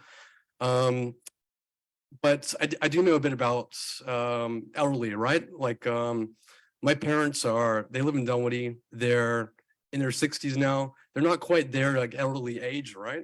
but they will be in the future. And this is something we have to think about, right? This is forward thinking because you have to build the infrastructure for future generations. And if you're just going to build single family homes, that's going to keep people out of Dunwoody. My parents might not afford to live here anymore. Or like, what if I want to stay here and they're pushed out or something? You need to think of the future ramifications to keep families together. That's what you're saying, that everyone would be from Dunwoody, but everyone else was complaining with that for some reason. So if everyone's going to be from Dunwoody, and there's not much parking, I'm curious why there are all those complaints. I'm in support, but also I'm kind of neutral since I'm not directly impacted, but people in the future will be impacted, right? Like this is important for the future because you're building infrastructure, which will be there. People mention it's an eyesore now. If you don't develop it, it's just going to be an eyesore for generations. So I think you have to figure something out, right? You have to figure something out because you have to build infrastructure for the future, be forward thinking, and you have to think about what's logical, not just listen to people complaining about what suits them best, from like where they live, because people don't think about other people, and people are very selfish. So that's it. Thank you. Sharon, how much time? 3 minutes. Okay. Just under 3 minutes. Hi, my name's Angela, and I'm just a regulatory expert. So I help license facilities like this all over Georgia. I just want to read a couple of things to you. I pulled this off the US Census, and this is give or take, obviously, because there's been some growth. But according to this, it says that there's approximately about 50,000 residents in Dunwoody. 13.7% is at this point 65 years and older. Okay. 2,598 of these individuals are veterans. 5.4% of the population in Dunwoody alone are people with disabilities or something similar to that. I want to pose this question not only to the board, but everybody in the audience behind me. One thing I want you to think about when you think about saying, well, do we want them to open this business? Do we want them to run this type of business in our area? Are the facilities that are currently existing in Dunwoody, which are by and large, the ones that are available are really large facilities. You're taking away the choice of the families to say, I want my mother or my father or my disabled uncle or disabled individual to live in a more intimate level of care. But guess what? Dunwoody has taken that choice away from me, because if you go and search the website, and I encourage everybody to do this, if you go onto HFR Facility Finder, you will find that there's very few, if not any, small residential facilities in the city of Dunwoody that are able to even provide that level of care. So the fear and the consensus that this is going to become a one for all and everybody come to the city of Dunwoody, apparently whatever's happening in the bureaucracy of Dunwoody, it's not happening because the choices aren't there. By denying them the opportunity to provide this level of care, think about the numbers that I just gave you. Where are these people going to go if they can't afford to go to the larger facilities that offer all the facade and the good looks and the feel goods and all of this other stuff? What if a family just simply wants mom to be in a home-like environment from which she came? We all know when seniors get uprooted, that's already difficult. You're going to uproot them and put them in a 100-bed facility? Or would you like them to be in an environment that's a little bit more closer to home and allow them to acclimate there, but also to allow the families to have that choice? I understand the people here live nearby, but there's about 49,500 other people that aren't here, that aren't speaking and don't seem to have an issue with it because they're not here. So what I ask for you to do is to be open-minded about the numbers that I just gave you on the census. I would ask each and every one of you to go on the HFRD website, look for the facilities and tell me how many options you have in Dunwoody. And if I can be quite frank, almost everybody in the audience looks like they're going to need it in the next 15 years. And I'm not saying that to be disrespectful, but it's something to think about. It is something to think about. Thank you.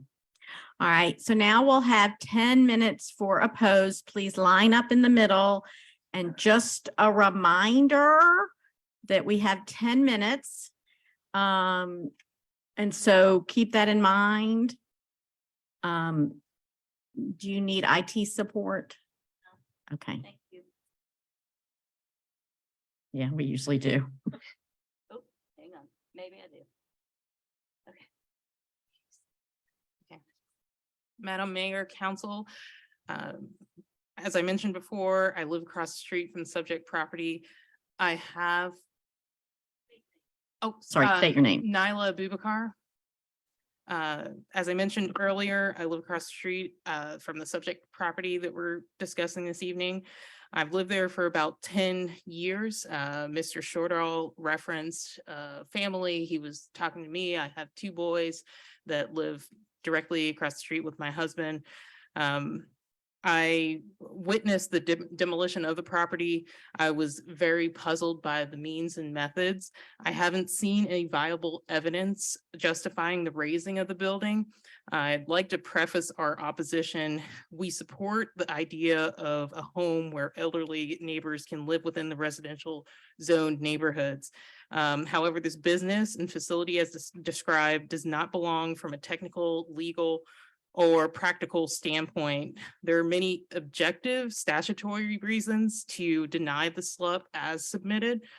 The people who present to you today and represented in this room, for the most part, didn't know each other before February 14th. Concerted efforts were made to connect, work together, and meet with all local representation.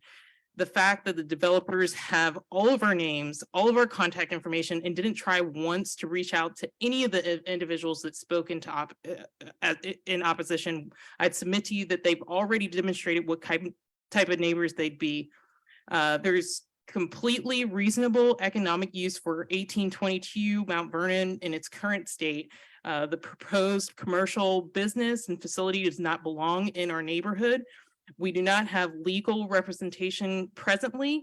However, we have every intention to see this through. We do support Dunwoody's comprehensive plan for aging in place. However, the SLUP submitted violates the application standards and improperly interprets the code and ordinances, as well as the comprehensive plan. There was a comment made in the Planning Commission meeting and falsely reiterated by Mr. Andre. It's along the lines of if it were home, it would be approved. I believe this comment was made on the premise that the application was correct.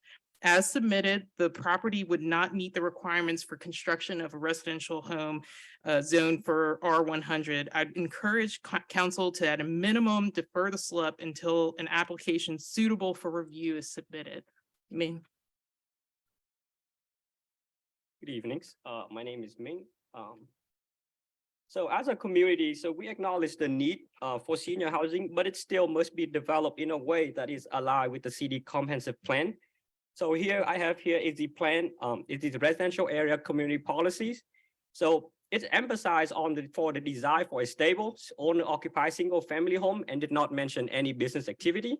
Second, aging in place commonly understand as the ability for senior to stay in their own home as they age, not moving in some specialized facility. Second, so the plan dictate that the new development must be compatible with the surrounding properties and preserve the existing residential and neighborhood feel, especially for the properties that is in the border of the residential area. It's also provides us with a roadmap for how to provide senior housing, such as permitting a smaller and at a reasonable distance from a traditional family neighborhood. This property is almost 8,000 square feet in a 0.4 acres. It's the largest in the area, and it's like any buffer zone, and it's in the neighborhood zone. So throughout the applications, the staff and the staff presentation, it contained multiple conflict description of the property usage. At the time, it is classified as a residential. In other time, it's considered an institutional. So despite in the zone R100, the staff has given this a 60% maximum lot coverage exception, typically only reserved for institutional usage, such as school and churches. The approval criteria then refer to this as a residential in nature and its operations. we held a meeting with the staff to address this inconsistency, and they explained that they interpreted this as an institutional use. So it is unclear to the community why the interpretation is needed when the code clearly outlines the allowable usage.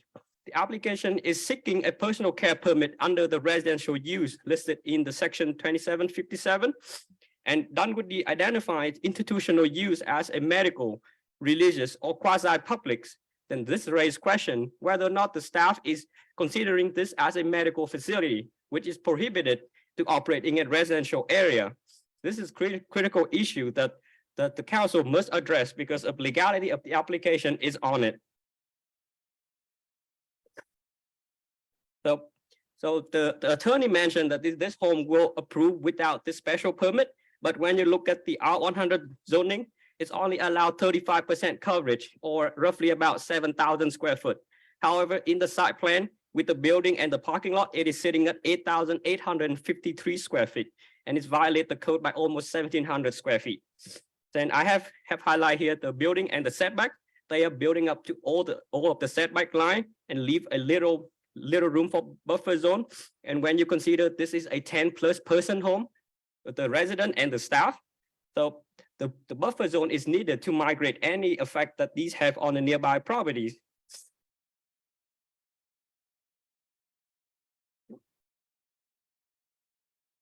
Please. Mike DeLoretti, Thank you. 1506 Thornhill Court.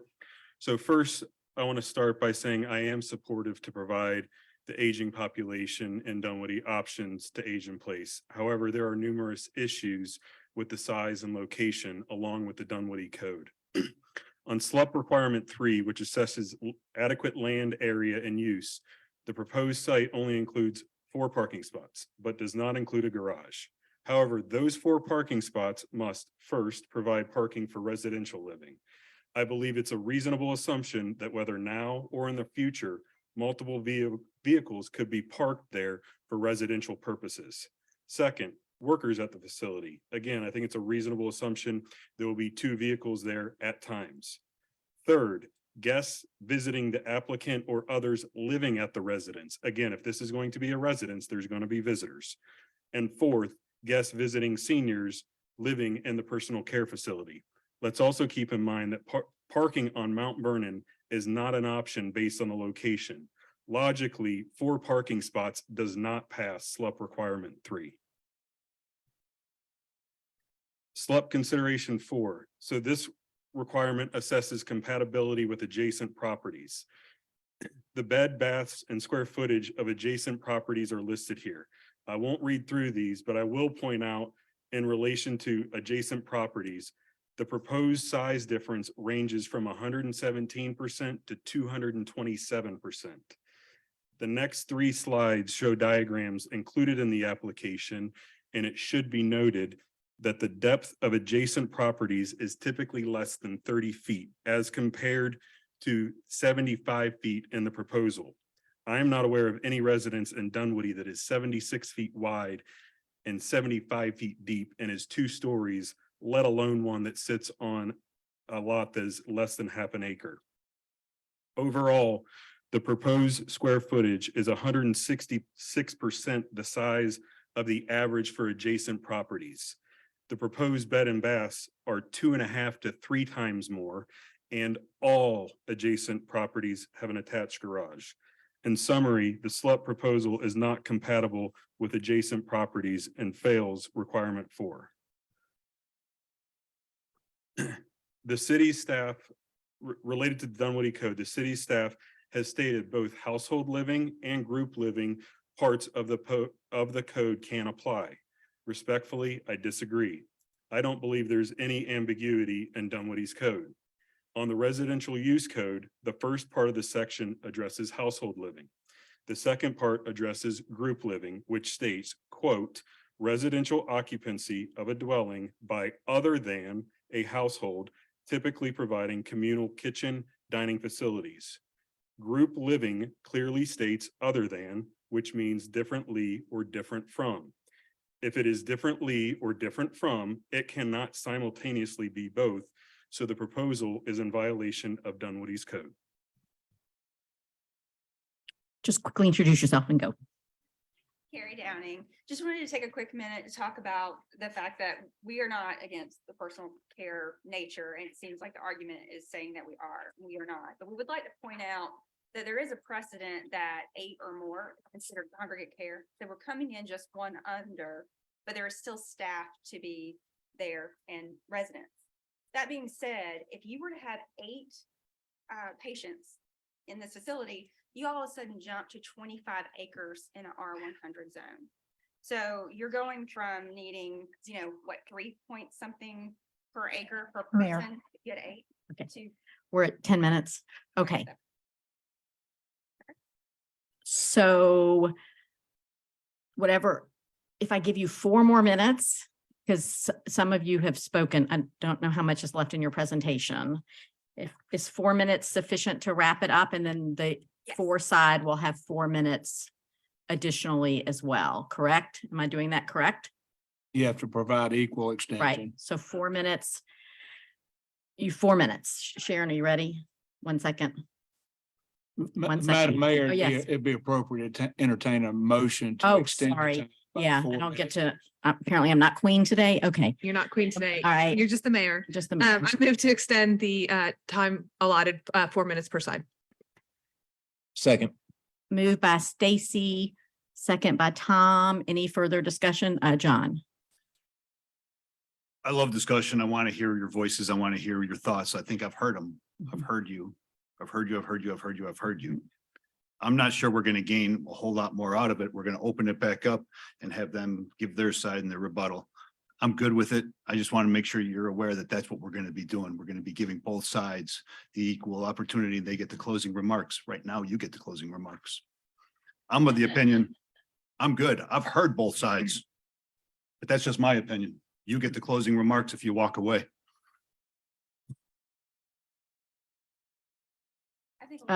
Rob, I'm sorry, Councilman Price. I'm gonna say I'd prefer to hear everyone, and why 4 minutes? Why not run to 5? 4 is fine. Okay.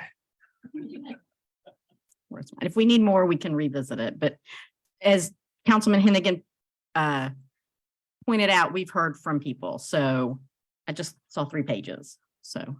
All right. Madam Mayor, Yes. the motion is before this council, not before the public. So Right, y'all 4 have minutes, to- right. Y'all have to vote. You're right. All in favor? Aye. Any opposed? Hearing none, that passes unanimously. 4 minutes. Sharon, you ready? 1 second. Yes, okay, go ahead. 4 minutes. Okay, well, just something to point out is if you were to go one patient more, even though you have that amount of people in the building, you are now on 25 acres.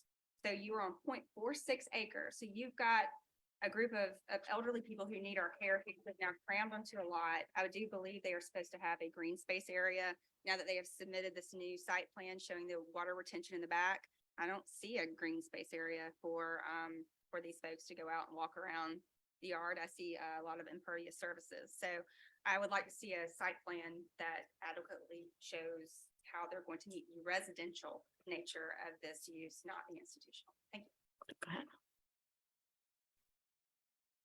Gina Parody, 1563 Vernon Way Court.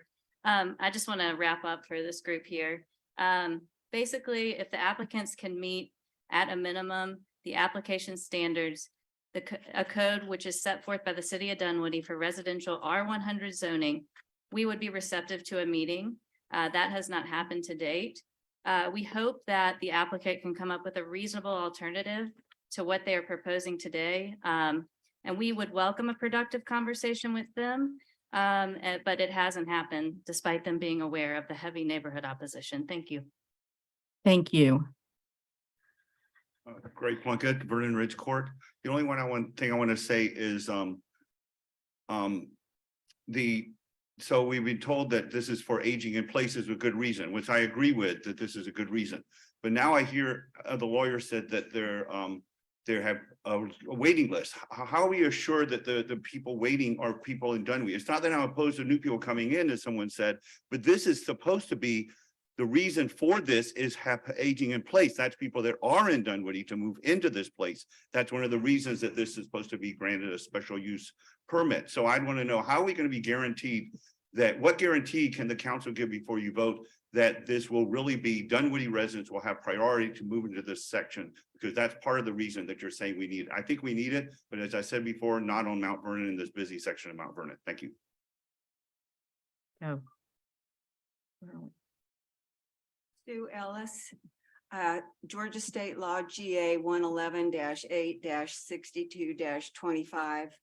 Each home must permit immediate access to residents by others who are visiting with the consent of the resident.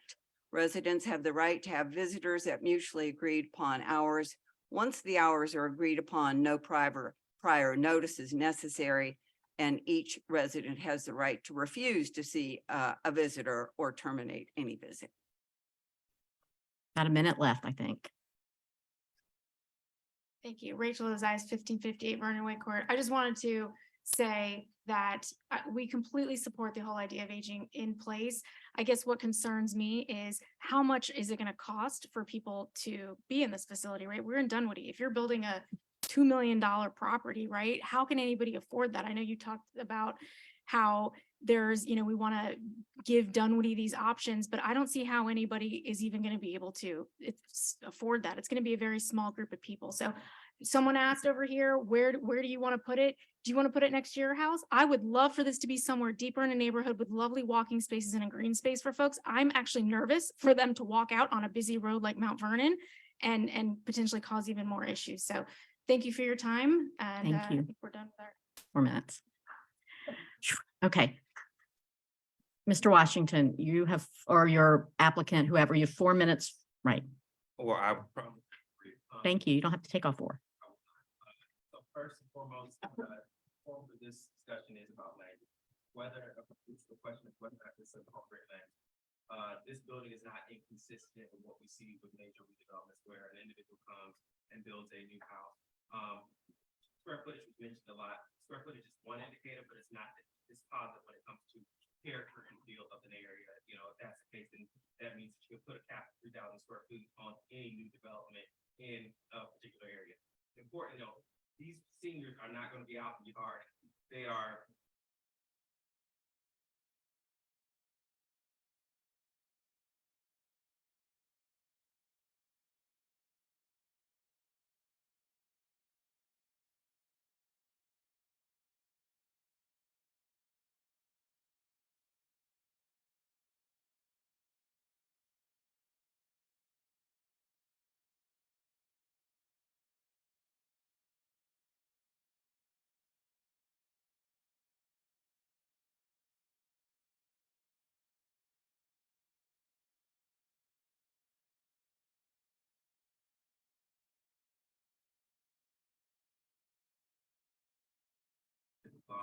right of all our objections. So with that, I will pause and thank you. Thank you. Thank you.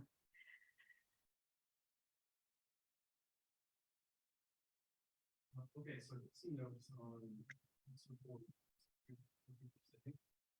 Oh, how much? 1 second. I'm sorry. You need to say your name. And is there time left? And speak in the microphone. See if the green light is on the mic. On the bottom, there's a green light on the button. Okay, Okay. okay, cool. In the microphone to us. I'm in Perimeter East. Okay. Yeah, so from the rebuttal, I took note, or the extra 4 minutes, I took notes. So one person said there's no green space, but there are sidewalk widenings there, which is a greenway going to other parks, which City Council's building. So I think that comment does isn't correct with the greenways that City Council is building, right? Someone said second person said she welcome a more productive alternative, but didn't list the location like I asked. The next person said there's a waiting list. There should be people in Dunwoody. So I just Googled the population in Dunwoody. It's 51,000, which that's a lot of people, right? This isn't a small village. So there's always going to be people in demand. This is what, like 4 people or something? How many spaces is it? 6, 7? All right. That's not too many. And then if there is 1 or 2 new residents, that's going to burn down the whole city, right? And then the person just said, I think we need it, but we need confirmation Dunwoody residents are given priority. I think he spoke for the wrong group because he said, I think we need it. But given confirmation that they're given priority. So I think that's a good thing for maybe you could check this priority, but I would think with only 7 people out of 50,000 residents, 51,000, there's a good chance. Someone else said, how can you afford it? How can anyone afford a single family home there? As a young person, I'm 27, right? I want to buy a house, say in Dunwoody. Houses are over $1 million.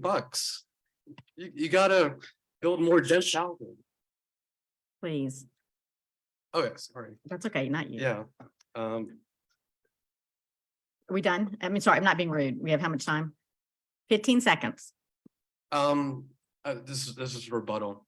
So, Okay. yeah. Thank you. All right. Unless I see objection from council, the public hearing is closed. No objection, public hearing is closed. Just to be clear, in case anyone in the room doesn't understand the process, this is the first read. We do not vote tonight. And this is time for council questions and comments for staff or the applicant. Somebody want to start? Change my style. I'm not going down rows. Tom starts. Thank you. First question I have is for the applicant, but I will have a staff follow-up on the same topic. So there's been a lot of discussion about parking. And I know that the applicant has withdrawn their variance request for the additional parking spaces. But in the original application, in that variance, you stated that limiting parking in 4 spaces would negatively impact the development's ability to accommodate staff, visitors, and emergency vehicles. So I guess one question I have is, has the business model, anything changed to change that statement? What makes you confident that you can now operate on 4 when a few months ago it was you needed 6? So it was negatively impacted as in it would be beneficial to have the option in the event that we need to accommodate more individuals, but not dispositive and that we couldn't run the business. So the big compliance issue that we are concerned about is being ADA compliant and compliant with state and federal regulations. Having the additional parking spaces would have provided for, maybe more additional kind of tandem visits.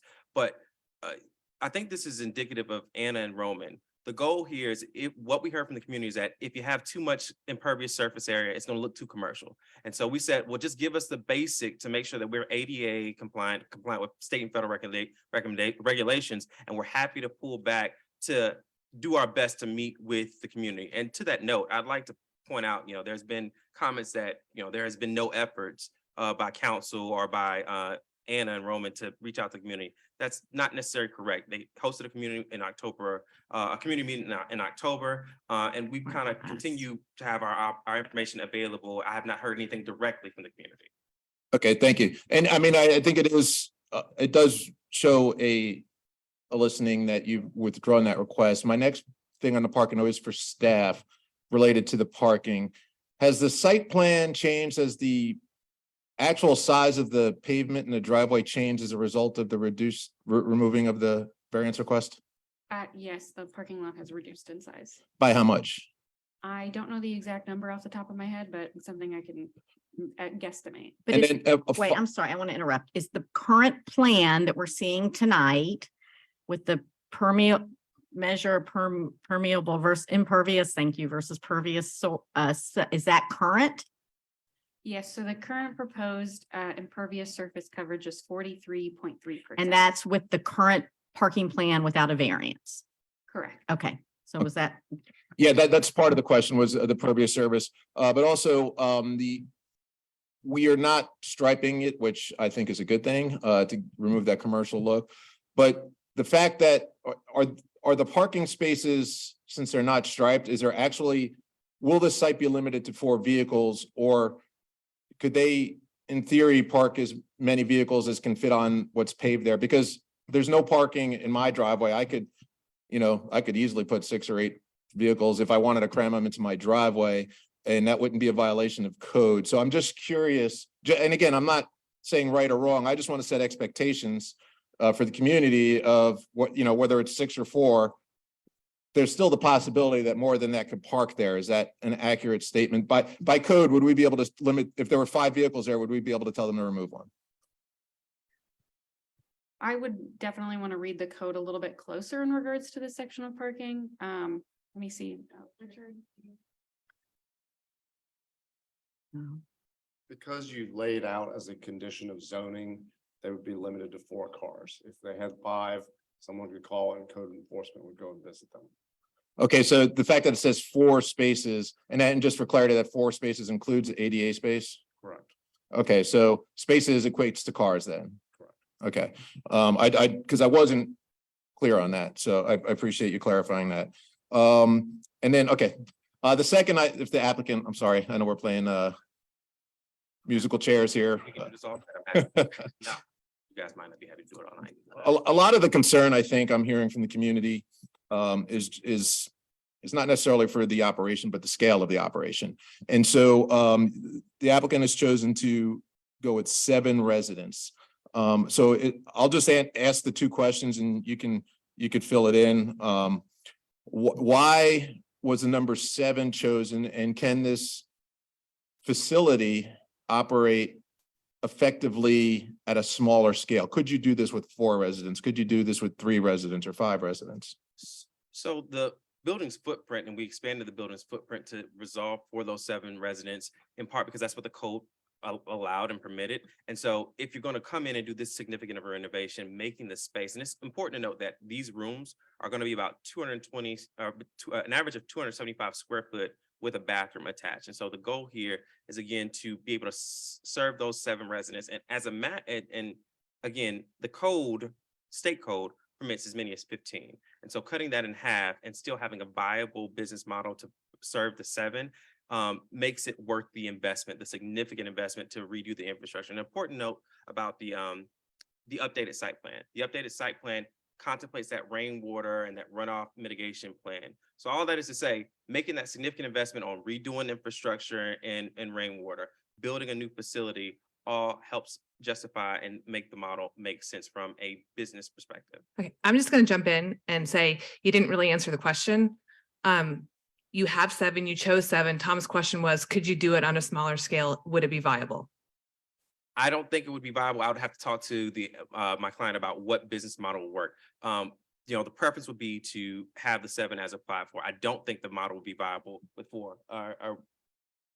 No, the model would not be viable with just 4 residents in terms of actually having the facility or having the residents with that number of people. And is that strictly the economics of the property itself, or is that an operational issue, like as far as staff or how programs work at the facility? The economics of the facility, and just to dive in again, the appropriate forum to discuss this is this is a land use decision. So getting into the business functionality. No, because the question really that I'm going to rephrase your question, Tom. What he's asking is, could you build a smaller facility? Thank you. And Stacy Councilman Harris tried to clarify as well. So that is a land use question. Sorry. So with regard to building a smaller facility, it would not work in terms of the economics of having that number of residents and building that facility, even with building a small facility. Thank you. Rob. I'm probably going to jump in and out a few times, but That's fine. I'm going to piggyback on the parking discussion and the 4 spaces. And in my opinion, this is actually a kind of a critical problem with this, because my grandfather actually lived out his last few years in a small care environment.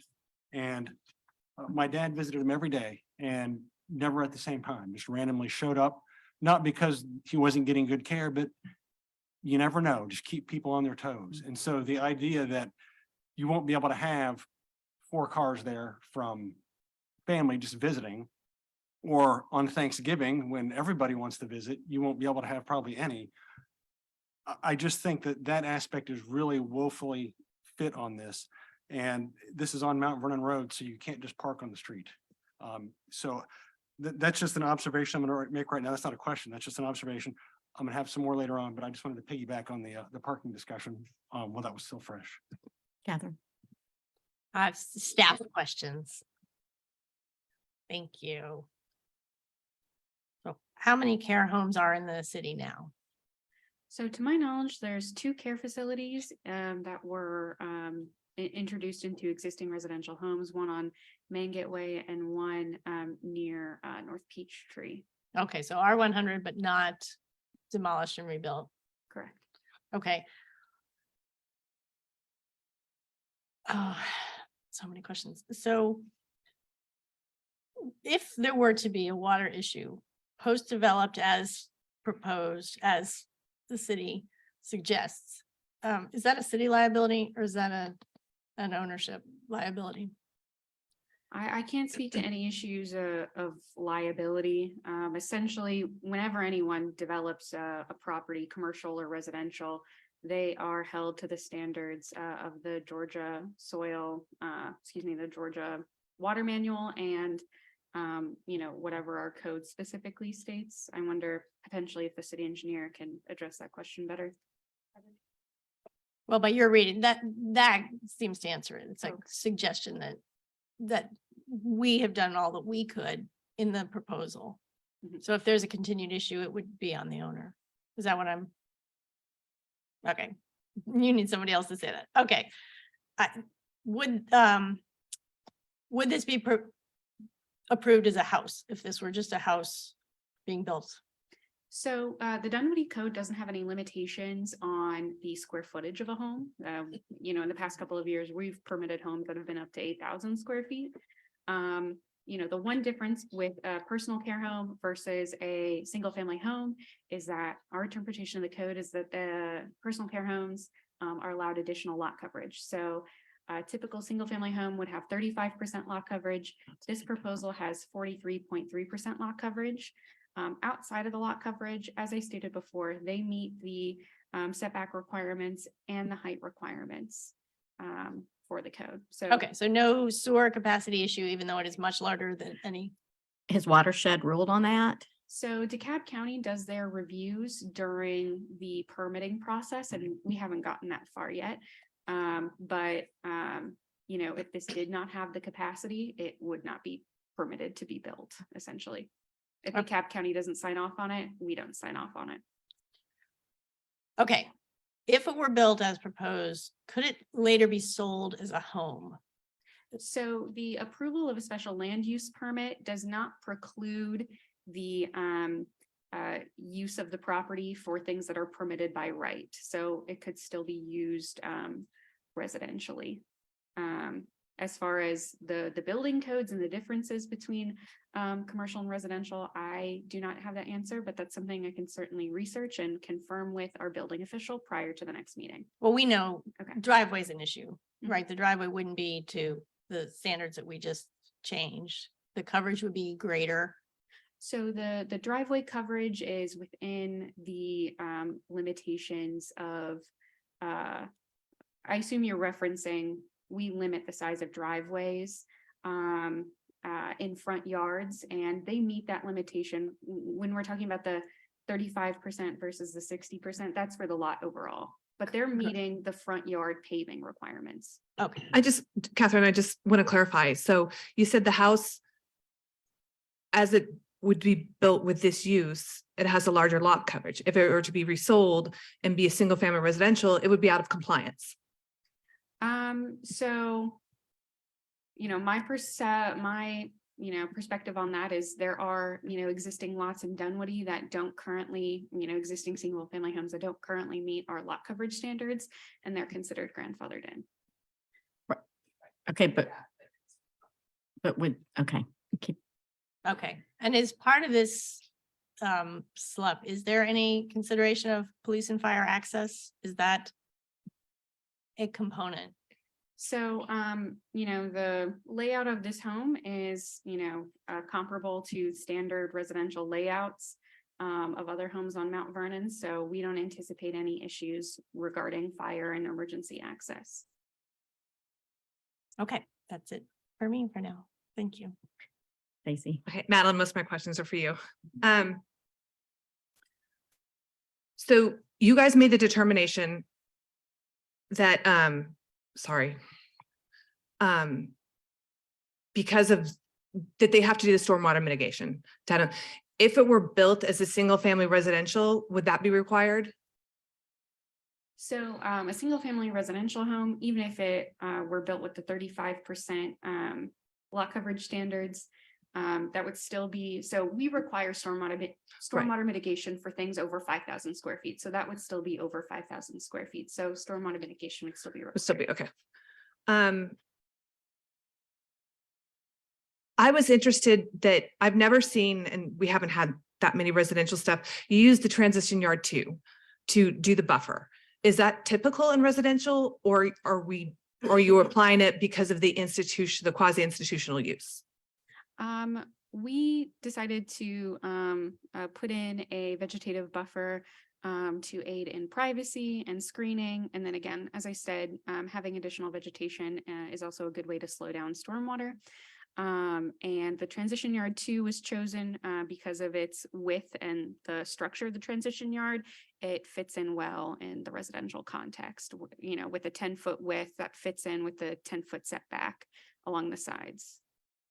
I do want to also take this time to thank everyone who got involved with the process. I imagine a lot of you learned a lot about our municipal code and are well-versed in Municode. I actually got involved with residential infill 12 years ago, and here I am today. So I'll give you 12 years and one of you needs to run for office. With the impervious surface, it's a covered deck. Remind me on whether that goes into the impervious surface count percentage, or is that considered pervious? So a covered deck is considered impervious. My next question, with the SLUP and the use, go back to this. Why is an ADA parking spot required? Because if you have a group home, and I'm thinking the existing ones that like on Manji Way and the other one near North Peachtree, is an ADA spot required, and why is it required here? Just The ADA space requirement was something that the applicant noted. I can confirm, you know, with our building official about ADA space requirements, but perhaps the applicant already has an answer to that one. I would love to hear it, because I mean, we talk about, we do want group homes, we do want aging in place, we do have group homes for other, why is this required? State and federal regulations.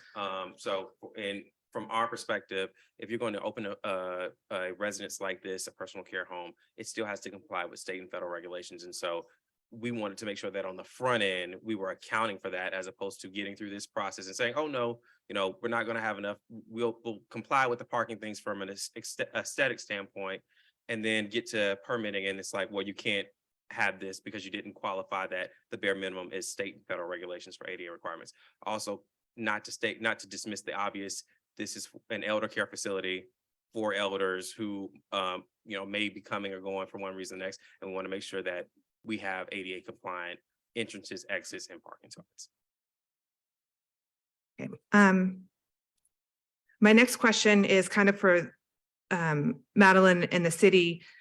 Who oversees the operation of this home, and who checks in on them, and how does code enforcement work versus the state regulations, and how do we know that they're operating to code, whatever code that is? So for the zoning ordinance and the conditions of zoning that we, apply, code enforcement is the entity that would enforce that. As far as the state regulations, I believe the applicant has a representative that can address the state regulations question. So my question is, if a neighbor has an issue, like one of the speakers earlier brought up a very good point, like you can look at the outside, how do we know what's going on the inside? Who do they call and how does that work? Again, for, the interior operations, that's sort of on the state side. But if there is an issue related to the zoning ordinance or to those conditions, they would just call code enforcement, and, you can call Shane Peoples, our code enforcement director, directly. So then my next question is the conflict between, they brought up the residential versus group living and the conflicts there in the code. How do you reconcile that? So again, the approval of a SLUP, a special land use permit for a specific use, doesn't preclude your ability to use the property for other uses that are approved by right. So like, for example, there are certain commercial districts in Dunwoody that require a special land use permit for apartment buildings, but that doesn't preclude them to have like ground floor retail. So, the group living and, owner occupied living are allowed to exist in harmony. There's also other uses that are permitted by right in single family zoning districts, such as, community gardens and things like that. And so the approval of a special land use permit doesn't preclude the existence of those other uses that are allowed by right. I understand. Okay. I'm still a little confused by that because then you do have the underlying use, which is residential, but then you put in the SLUP, but the conditions aren't the same. So does the SLUP then override the residential? So it seems like the sticky point here is the lot coverage, because otherwise they are meeting all of the R-100 standards for a typical single family home. So they would be held to all of those standards. And then I guess just one last question. I'm very confused when they say they're going to have 7 residents, but then they need 24-hour care. So how many people are actually living in the house, and does that not go to the total of more than 7? So the 7 residents is only for the 7 residents receiving personal care, and like it is 24/7 care. So there is someone that is there overnight. And my understanding of the way the business operations have been explained to me is that Anna's son, Roman Copeland, will be operating this facility. So he would be the 24-hour person that's available to provide that care. And then again, they have an additional staff person that comes in and shifts. No, I think I might have more. I'll have to look through my notes, but for now. John, I'm trying to mix up our things. John, go. Yeah, Sorry. thank you for the presentations. Everything's been very informative. Appreciate everybody's feedback. Mr. Washington, you said something I want to double check, and it just brought up a second ago. In your comments, you mentioned that Anna's son, Roman, is a medical professional. Please explain. So he is certified to provide the care. That is essentially what we mean. So he is there to provide the residents the care that they need as certified by state regulations. And Is he a nurse? Is he a doctor? What's his profession? I don't know what the exact qualification is, but I guess what would be Oh, no, I'd like to hear Mr. Roman. What's the answer? come up with? My name is Roman Copeland. Yeah. I am a CNA currently. Please come closer to Yeah, so I am CNA currently, Okay. but I am also a student. I go to Georgia State. And I study in pre-med. I'm pretty much a pre-med student, but I am heading to PA school. Hopefully I'll get in this year. And I've been doing this all my life. And, there's a lot of medical professionals within my family.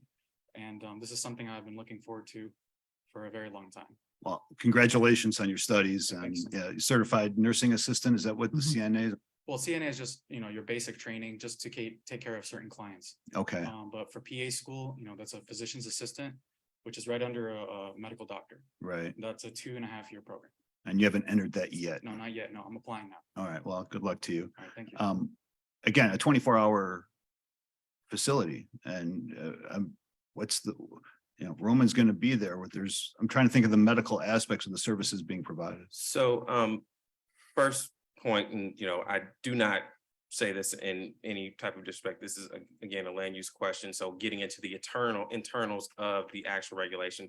And so to that end, the state and federal regulations and the state Department of, I think it's Department of Health, regulates the internal, what's going on in the walls.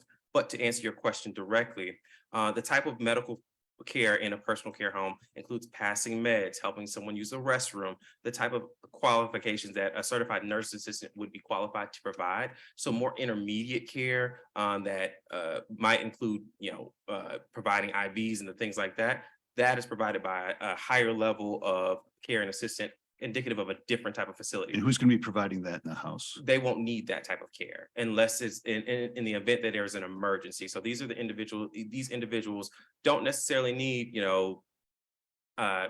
IVs or dialysis or the type of advanced or intermediate care that requires an RN or a doctor, but they requires help getting to the restroom, passing meds, monitoring what they're eating, their nutrition. So again, all these things are regulated by state and federal regulations for personal care facilities.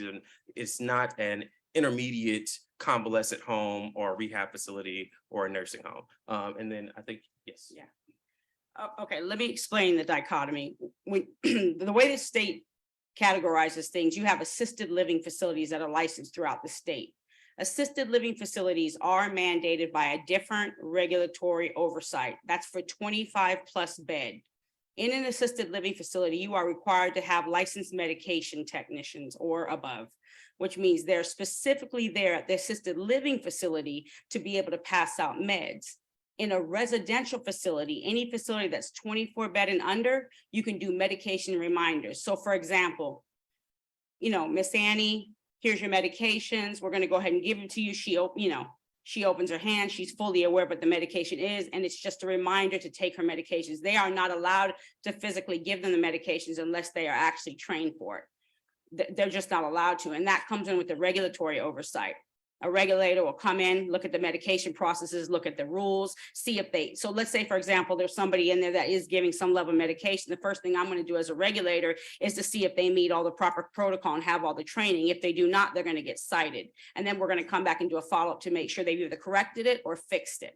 So that's kind of comes in on the oversight, but just going out and giving them medications, that's not really how it works. It's medication reminders and oversight of the medications, that they don't end up on the floor, or somebody that might have some level of confusion doesn't pick it up and think it's a piece of candy and eat it, that kind of stuff. So it is structured in a setting that somebody will make sure the medications aren't freely accessible, because the residents oftentimes don't remember, or they have somewhat of a memory impairment, et cetera. So it's just a way to make sure they govern and take the things essentially the way they're supposed to, when they're supposed to. So when Mr. Washington said that Roman, the son, would have some medical background, I wanted the clarification on that. Right. And Roman has explained to me his background and what Right. he's able to do. So thank you. Stacy worked on, I'm surprised you didn't mention this. We're talking about the thresholds and infills. And I was trying to figure out, tell me where the threshold is of this current facility. I didn't see it. It looked like it was behind bushes. I was trying to figure out on the height of the building. What's the threshold? Where was the threshold originally? It looked like from a photo, looks like a pretty low. Where is it? Has it moved at all?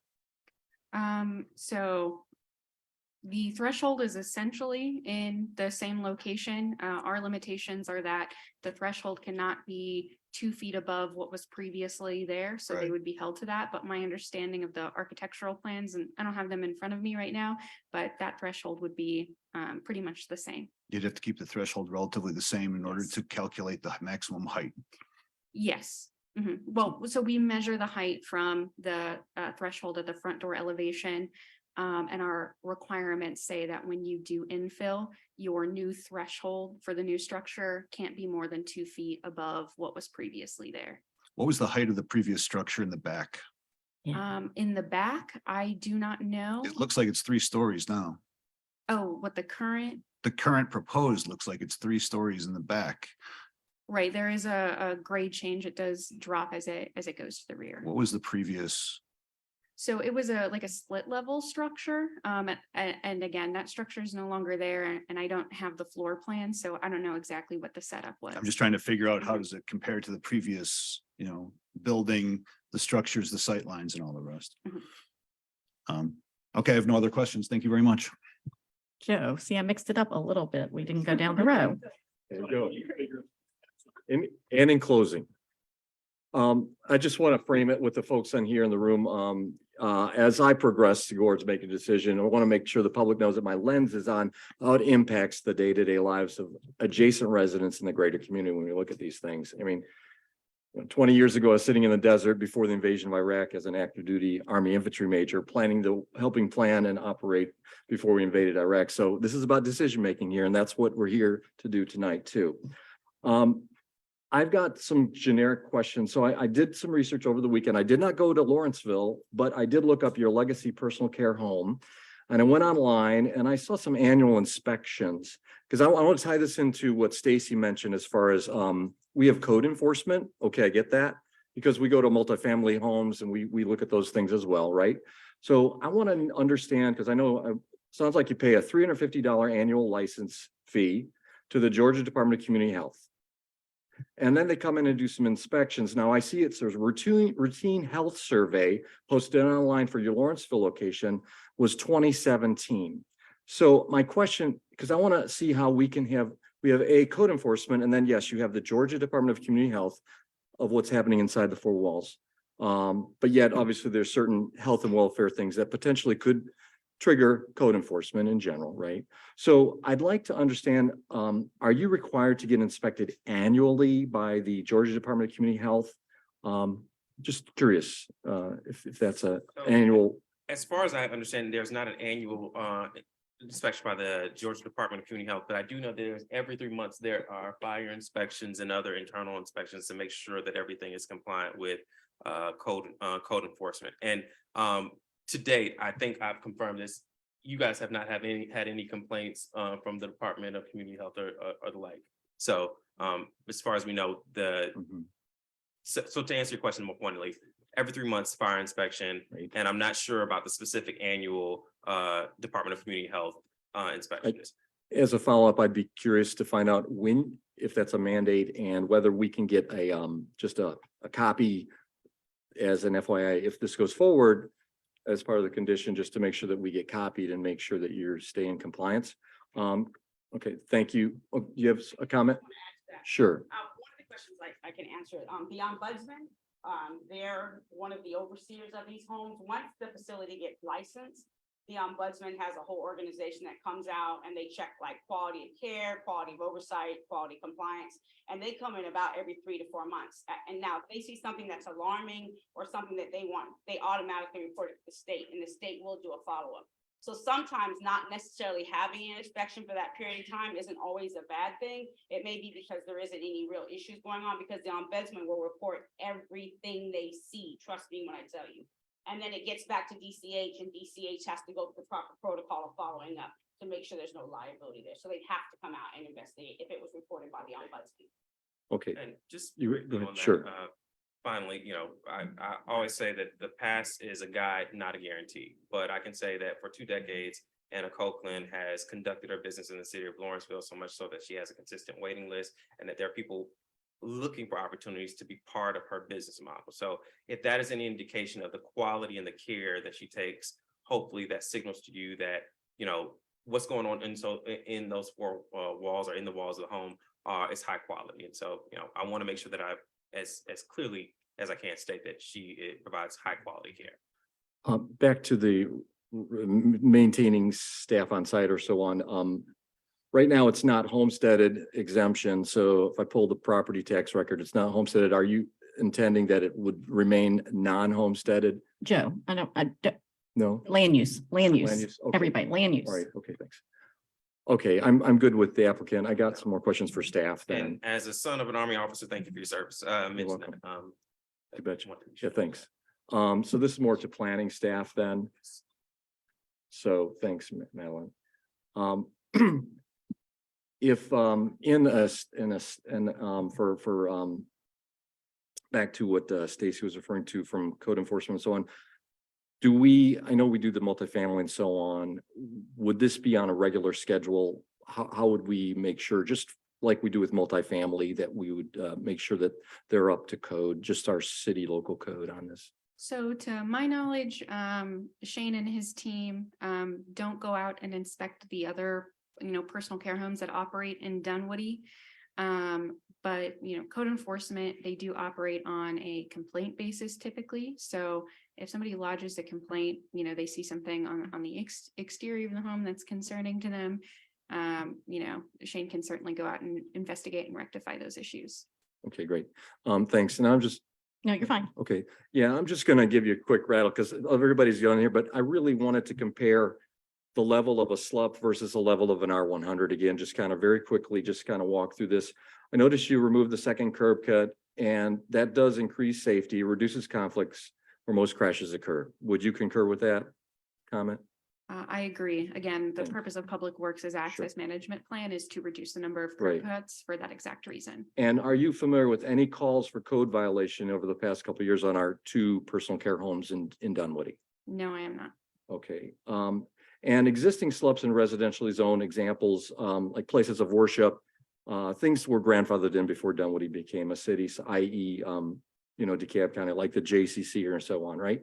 So, I looked, this might be a follow-up though, of the impact of just so people understand the level of impact of 7 people living in this home is a SLUP. But as well, if a place of worship wanted to come into Dunwoody and residential, they would have to follow that same process, right? Of a SLUP? Correct. Okay, thanks. Do we mandate in R100s the maximum square footage of a home, provided it meets the physical? No, we No, we don't don't. mandate a maximum Right. floor area. Okay, thanks. And as you mentioned, the SLUP, the max height for R100 is 35 feet height, and this is a 32-foot height. Correct. Right? Do we require R100s to meet compatibility of adjacent properties as they're being built? So the compatibility requirements that we have built to our code, that's section 27-147 for infill. So that's related to the contextual setbacks and the threshold elevation, but it's not related to the overall height of a structure. Or architectural style either, correct? Correct. Our code does not Right. mandate architectural Sure. style for residential Right, homes. and so again, R100, 35% total surface coverage, this is presented as 43, okay. The city did get out of mandating parking maximums, that's correct, right? Correct. We don't have parking, we don't have parking minimums. in Dunwoody. Minimums, we removed minimum parking mandates Correct. in the city, thank you. Again, we don't legally mandate conditions of architectural style or character. What requirements in general for R100, would we put stormwater management requirements on there? Is there a person, so houses being infill on, in Dunwoody? They've got to come to you with a site plan, right? Correct, but our code only requires stormwater mitigation for projects that are over 5,000 square feet of impervious surface. And some of the new homes in Dunwoody meet that 5,000 square foot threshold, some of them don't. The ones that don't aren't required to do stormwater mitigation. Right, and the R100s, there's no requirement for a transition yard, correct? No, so that was an effort to get vegetative screening as it relates to the special land use. Right, so if a single family R100 came in today, they would not be mandated or required to put any vegetation buffer or do any kind of transition yard around that property, No. correct? Thank you. In an R100, it's my understanding that a property owner could clear cut that lot and just plant 2 new trees after they planted it, after they built that home. Is that your understanding? For a lot this size, I believe the tree requirement would be either 4 or 5. I don't have the Okay. table right in front of me, but yes, you can essentially cut down every tree in your lot and just plant 4 new ones. Fine, okay, thank you. And I see we're having these requirements for front facade materials, so I see that's above and beyond as well. So, okay, I just, I think I've got my questions. I appreciate your time. Anybody have anything else? Okay, so I want to bring it home to land use. Thank you. So I want to clarify a few things with you first, and then I'll just make a few statements. I don't really have questions for the applicant particularly. The issue brought up, so you said you can be both a residence and a household. No, a residence and a group living. That's your explanation. I'd love to get, yeah, okay, so that's your explanation of why, even though it's like 1 and 2 in our definitions. To clarify, if the applicant was building a single family home with this driveway without a SLUP, they could not build it because it's too much impervious coverage, right? They would have to reduce their impervious coverage by 8.3%. Right. 35%. Right, so I just want to be clear that the SLUP gives them the ability to exceed the impervious lot coverage requirements, correct? Our interpretation of the code, yes, for this type of use, they're allowed 60% lot coverage. Okay. So when I look at the questions, the conditions of what we're supposed to judge this on. The biggest red flag to me is the permeable versus non-permeable, and here's why. Every time it rains more than a drizzle, we have a growing number of residents in Dunwoody with drainage problems and water problems. And so I find it disconcerting, the amount of non-permeable surface that we're creating. I also believe, and I believe this is a land use issue, that the parking plan is totally unrealistic. I would never place a relative or anyone I even remotely liked in a facility where I couldn't drop by at will. In fact, my mother had, anyway, that's my land use issue. I'm not getting into the stories. Also, because they've asked for a slop, they're asking us to give permission to build it. And therefore we can opine on conditions that we would otherwise not opine on if it was just a regular single family home being built. The images in the display, they look commercial. They look like a doctor's office. They do not blend with what Dunwoody homes look like. They certainly, in theory, could look like homes you might find in newer parts of Metro Atlanta, or potentially, but they don't look like even the newer subdivisions in Atlanta. And in Dunwoody, thank you. Lots of newer subdivisions in Metro Atlanta, they look like. It does not look compatible to what is already on Mount Vernon and in the environments. We have lots of infill housing.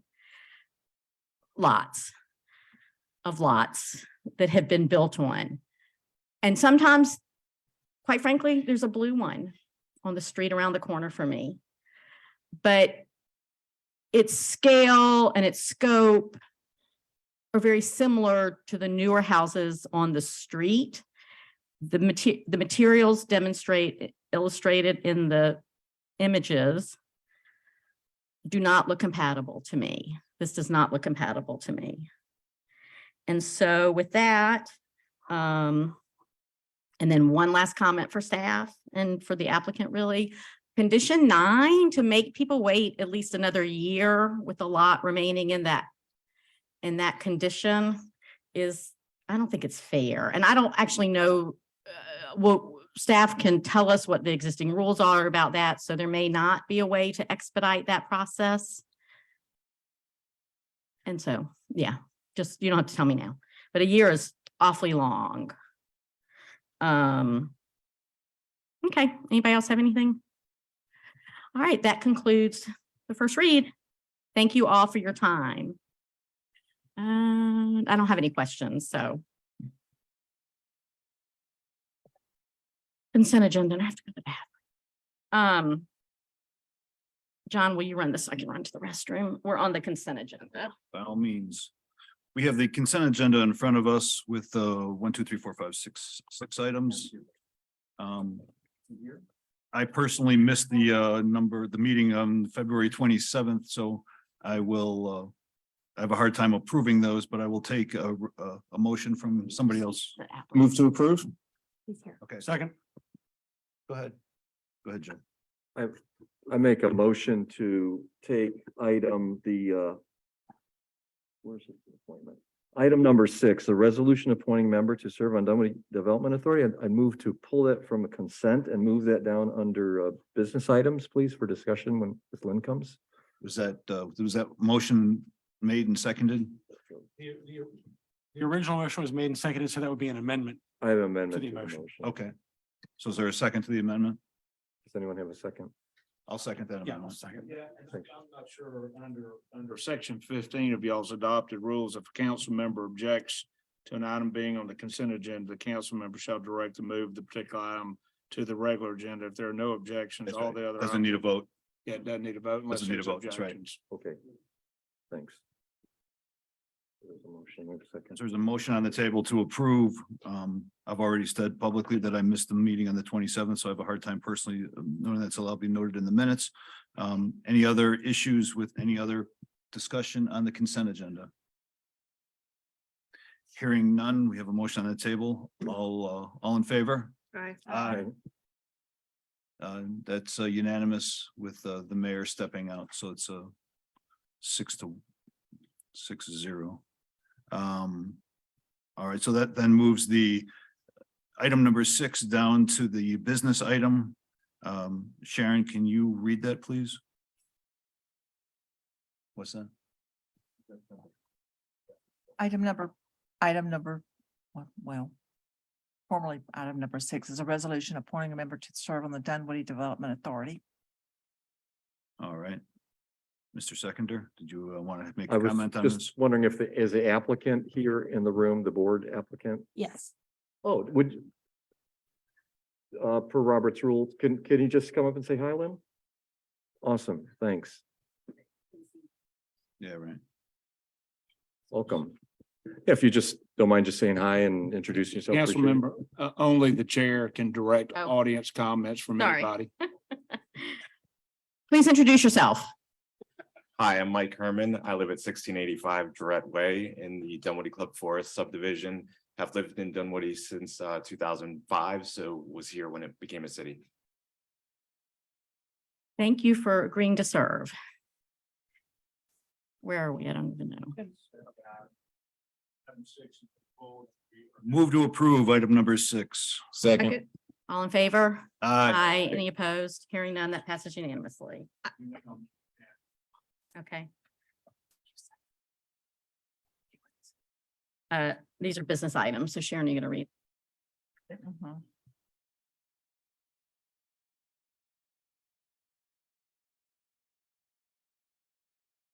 The next item on the agenda is approval of update to DeKalb County Multi-Jurisdictional Mitigation Plan. Deputy Chief Mike Carlson.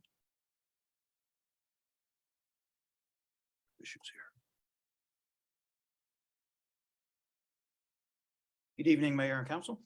I'm here before you in reference to the approval for the updated DeKalb County Multi-Jurisdictional Hazard Mitigation Plan.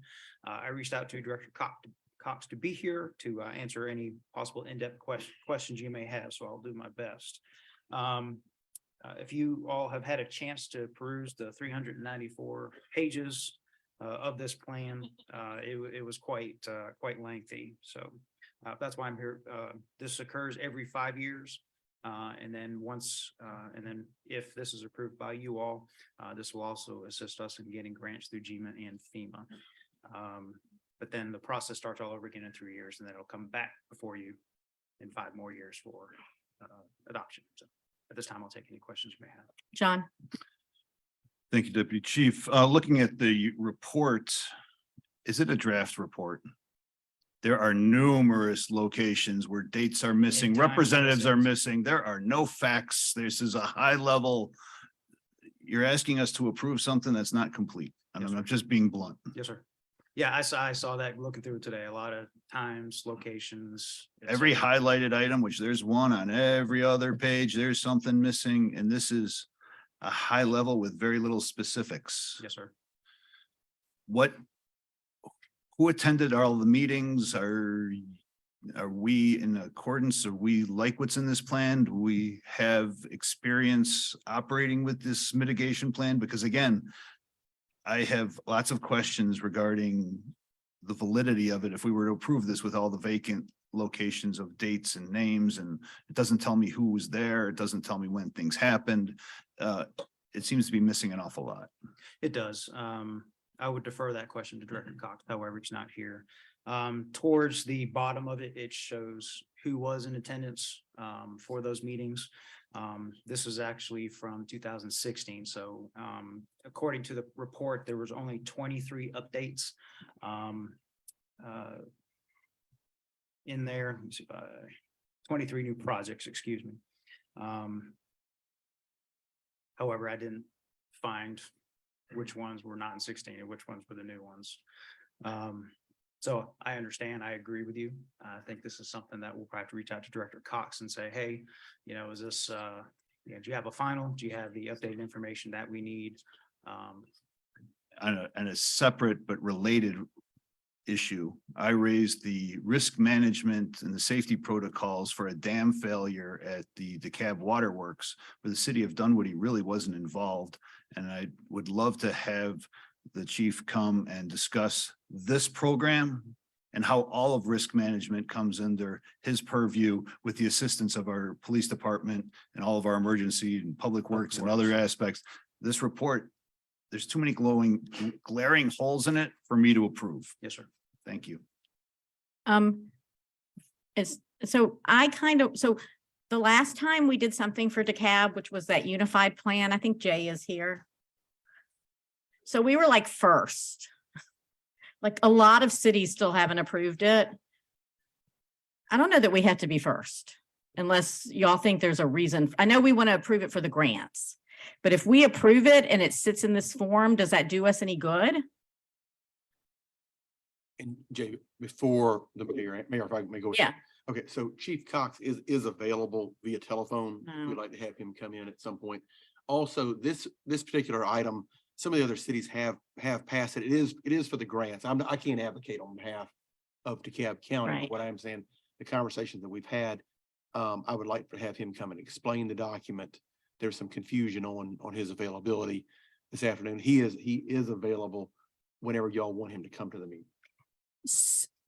So have we been operating, I'm sorry, Joe, I know you want to ask questions, but I'm curious, have we been operating without this plan?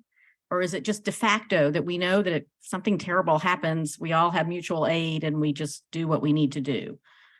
No, it's not de facto. Okay, there you go. No, we regularly meet with DeKalb Emergency. Okay. And as the city manager stated, yes, Director Cox will answer the phone if you call him right now. I mean, if staff thinks it's okay, y'all are the professionals and it doesn't really matter.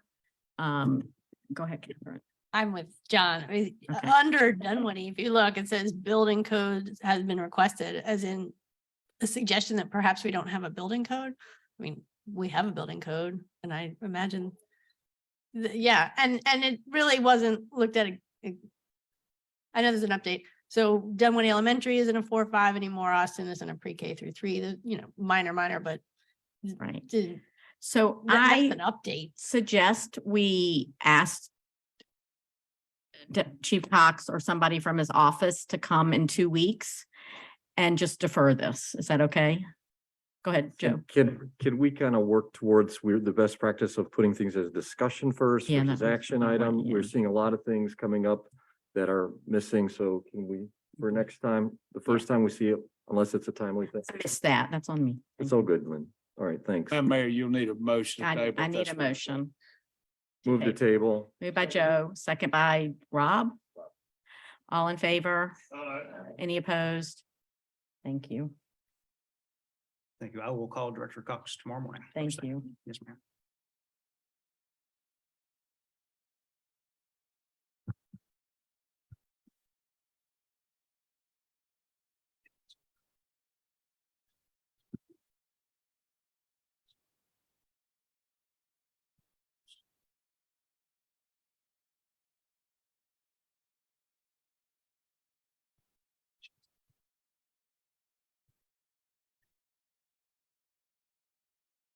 The next item on the agenda is a approval of a contract with CGS LLC for landscaping on Winters Chapel Phase 1. Michael Smith. Good evening. We're requesting approval of a contract for the landscaping on Winters Chapel, as Sharon said. We advertised this bid last month and received 6 bids, with CGS submitting the lowest bid at $129,306. The landscaping we had to remove 131 trees for the project, and the landscaping includes 178 new trees and nearly 400 shrubs. We're bringing this to requesting approval tonight because we're getting towards the end of the planting season and we need to go ahead and get this contract underway so we can get things planted before it gets too hot. So we're requesting approval. Okay, questions, anybody? Catherine? Yes, I'm wondering if you have any input on the types of plants that go in. We did have a citizen request fruited plants. I see bamboo, which I hope doesn't spread. Do you have input on this? This is your list? Is this how it was coded? We work with a landscape architect that helps come up with the planting plan. We shouldn't have, I don't think, shouldn't have any bamboo. We have some muley grass, some different types of trees and some sod on this project because the southern end of the project goes in front of several residences and the rest of it goes behind some residences.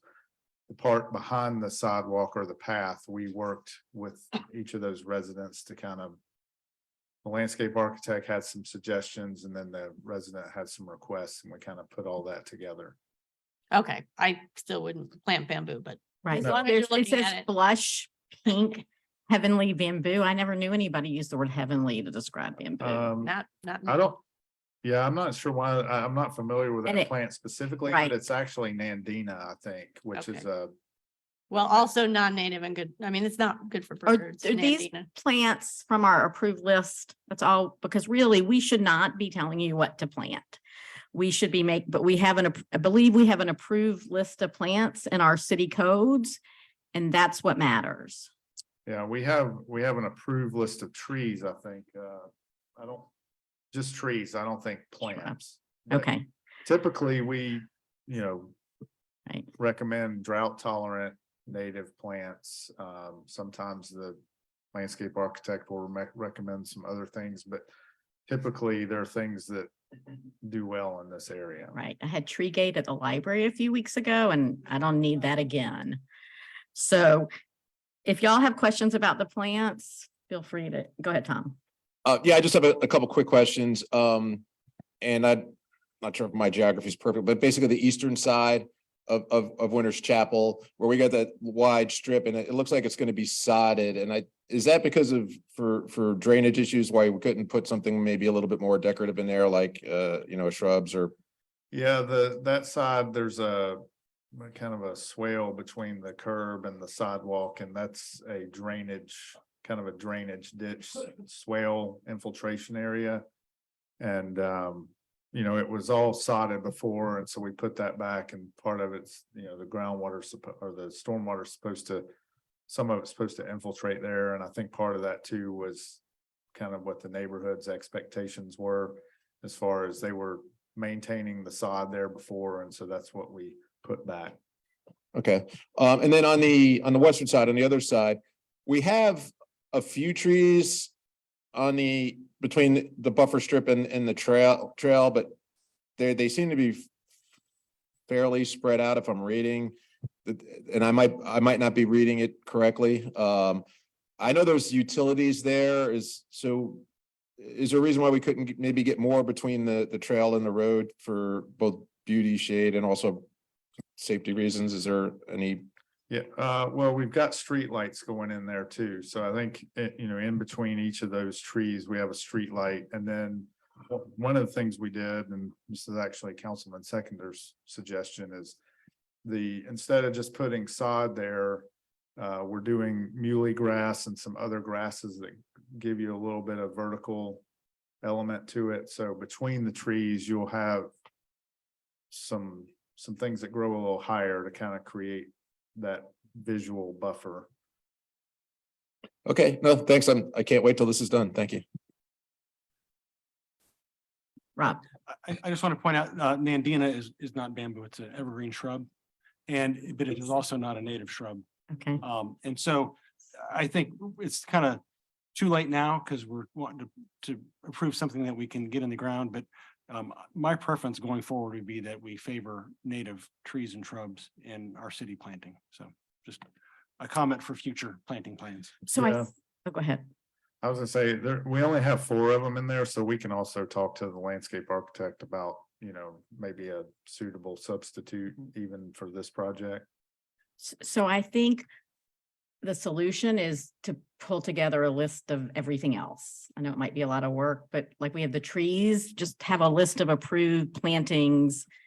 And then we never have to talk about this. So, go ahead, Joe.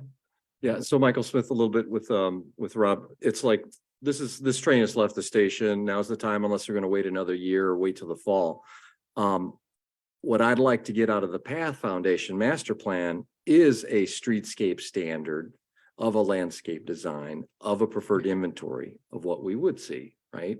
And then, of course, it's applicable over, it's north facing, east, what's the drainage, right? So that would be what I'd like to get to when the Path Foundation is coming through here, give that, but P.S. by the way, I do appreciate the variety and I like to see the colors and the different seasons. It's not just all green stuff. So thank you. John, anything? I remember seeing an email regarding fruit trees. Yeah. Did we ever have a policy where we were trying to put fruit trees, not put fruit trees? Just, was there a city policy of any time, shape or form that we've had in the past, Michael? Do you remember anything? I don't think we have a policy. They're on the list. We've typically tried to avoid, putting them on a sidewalk or like a path because it's, gonna drop fruit on the path and can kind of be hard to maintain, but I don't think we have any formal policy on that. I just wanted to make sure that we raised that question. Thank you so much.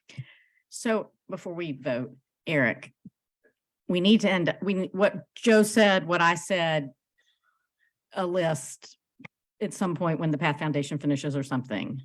Thank you. Any further discussion? This is an action item. Move to approve. Second. Joe, second by Tom. All in favor, say aye. Aye. Congratulations. That passes unanimously. So close. Woohoo. Looking forward to see the plannings. Right.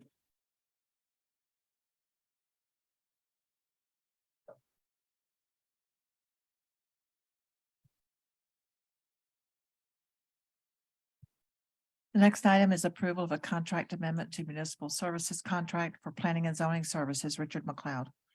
Good evening. This is amendment number 3. Authorize the mayor or city manager or designee to execute all documents necessary and proper to amend the contract with Collaborative to reflect the internal staffing changes in addition of a subcontract for professional engineering services to staff the state Safe Streets program. One, we're removing the deputy director because we hired him. So Paul is on board now. Number 2, the senior planner position. If you recall, last summer, we took her down to 30 hours. This is Madeline because she was in school. Coming May, she will be out of school. So we would like to bump her back up in May. We are eliminating the part-time planner position. This position was equally split between community development and economic development. Economic development still has a need for her, so that's why we're dropping the position and shifting her to a planner 2 position. And lastly, adding the staffing of the city Safe Streets program. That's a subcontract with Ecom. So Thank you. Any questions? This is an action item. Move to approve. By Second. Stacy, second by Joe. All in favor, say aye. Aye. Any opposed? Thank you. That passes unanimously. Next, Deputy Chief Carlson.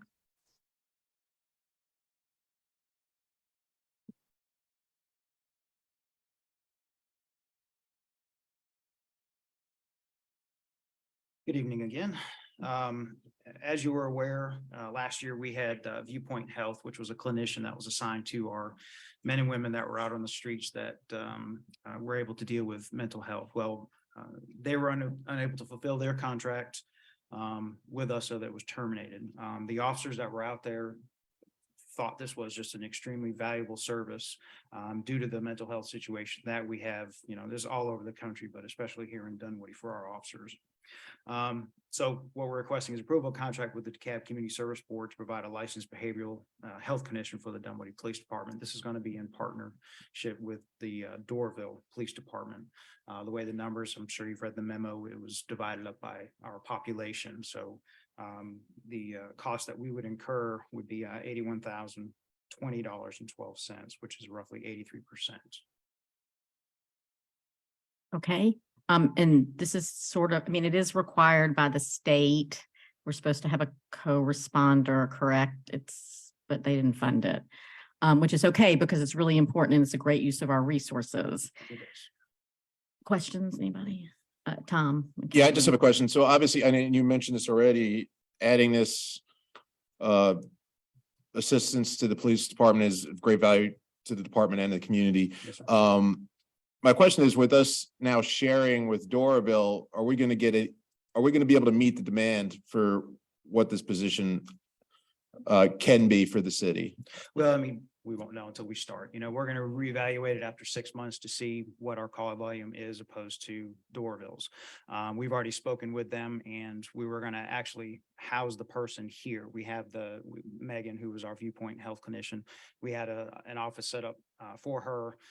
So if in fact Doraville does need the assistance, they're going to dispatch from here. So, you know, since Megan has left from Viewpoint Health, we've seen, you know, it is the way we have to provide resources of getting them, you know, AMR to come out and or bringing them to the facility to get them 1013 or 2013, which is a drug hold.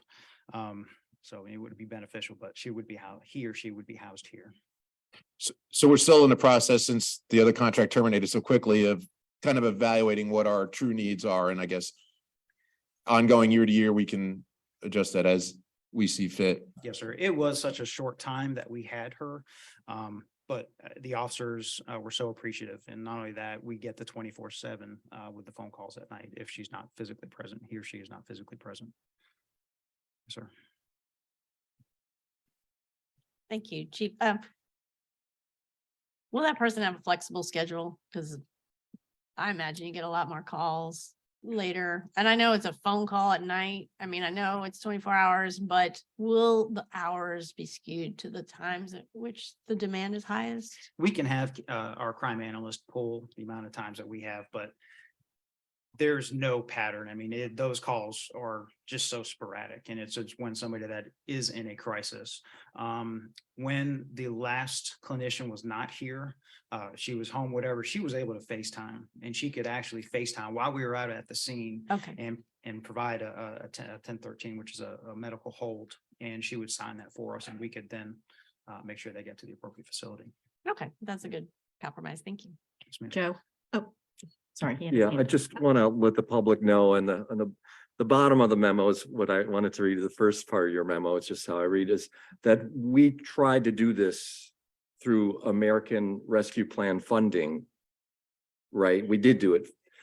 And then, so this is using those same funds. So we're being very proactive in this measure of thinking, you know, it's a real important endeavor that we're taking here. So I really appreciate you all following up, because that current contract we had issues. So Yes, sir. yeah, that's great that you're keeping this moving forward. It's really important. Thank you. Yes, sir. Rob? I just want to say, I think this is very important to the city. I'm glad that you've gotten a replacement, so we can get some coverage. And, you know, as we start to implement, please come back to let us know if we need to tweak or adjust to make sure we're getting the coverage we need in this area. Yes, sir. Thank you. Stacy? How confident are we that DeKalb County is going to be able to staff the position? Go ahead. Okay. Well, I mean, the ball's gonna be in their court. So, you know, the contract obviously won't be effective until they can get that person, or I guess once it gets approved, they're gonna research and get that individual hired. So I honestly don't have an answer for that. Okay. Are they going to do it in DeKalb County time, or are they going to do it on our time? The DeKalb Community Service Board, just to clarify, is an independent Okay, body. well, It's that's- it's their, like, they hold, right, they hold the contract to provide mental health support services to those who are uninsured in DeKalb County. Now, they have the same staffing pressures as every other agency in that business, but your concerns are legitimate. But it is an independent body. So this is great. Consent, everybody? Yes. What I'd like us to see once somebody gets on board and gets started and gets settled, and so that won't be overnight, is this is DeKalb's choice for us to share. Speaking to other mayors, they want us to share. So if in a reasonable amount of time, which will be 6 months or more, if we find that it's just not working, let's revisit it with us and the Community Service Board. Thank you. Thank you. And Sharon, you got that was consent? All right, public comments. We have another public comment session. If you would like to speak, you need to fill out because we have public, right? I have one extra card, Betty Frederick. Are you still here? She is not here. Mr. Fasella, you'll have 3 minutes.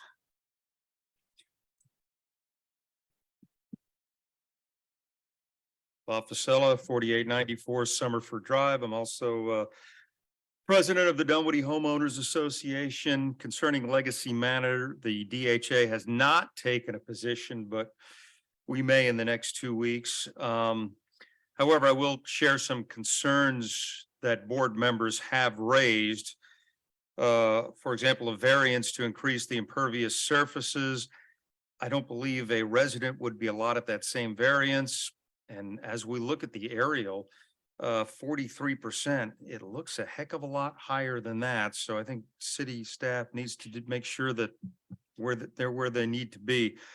Also, some board members are concerned with the size of the facility. At the end of the day, I think they'll have 9 bedrooms and at least 9 bathrooms. We also have concerns with parking. 4 spaces. By comparison, the facility in Lawrenceville has 6 residents and it appears they have 8 spaces. While the applicant appears well-intentioned, the property to a lot of our board members just doesn't seem appropriate size-wise. Thank you. Thank you. Is there any additional public comment? Seeing none. City manager comment? Yes, Madam Mayor. We do need to have an executive session for legal and real estate. Thank you. Council comments. Catherine. I want to thank the Dunwoody Police Department for allowing me the opportunity to do a ride-along last week. That is a wonderful opportunity afforded citizens if they apply and go through a background check. We talked about flock cameras. Why don't you see that in action? Why don't you see what folks are working with on the street? Mental health issues, traffic issues. It is a wonderful opportunity, and I appreciate the time that was spent with Officer Lubehusen and all the police force in general. It is a wonderful group, and thank you. Anybody else? Stacy? Oh, okay. Thank you all for coming tonight.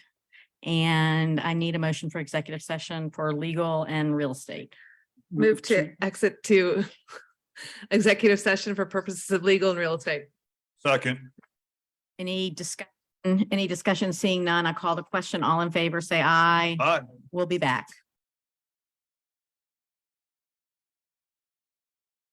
Nice meeting you all. Nice meeting you. Thank you for your time.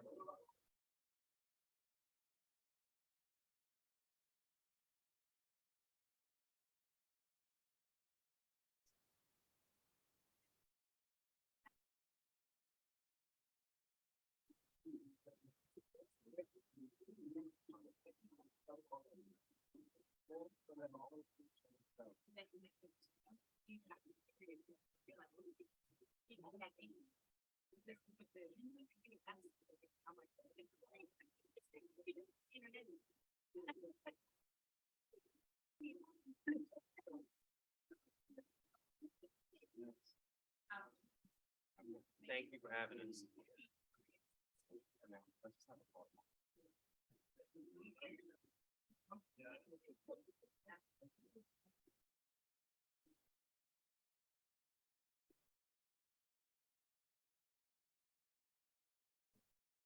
Madam Mayor.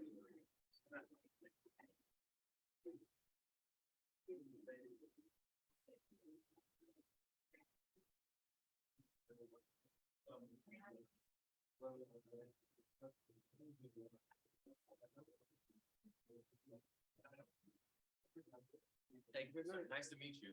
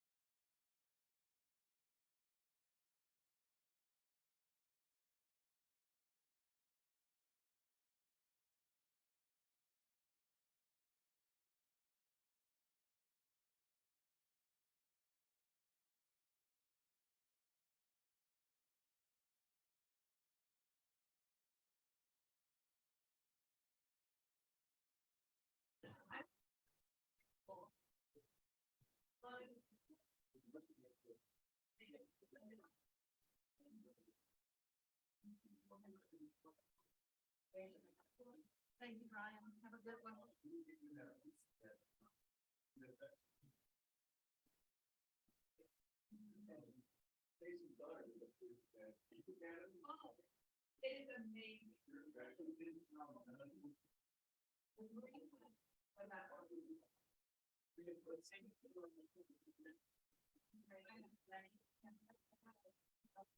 Tom, Move to adjourn? Rob, Second. moved by Tom, second by Rob, all in favor, say. Aye. Any opposed? Good night.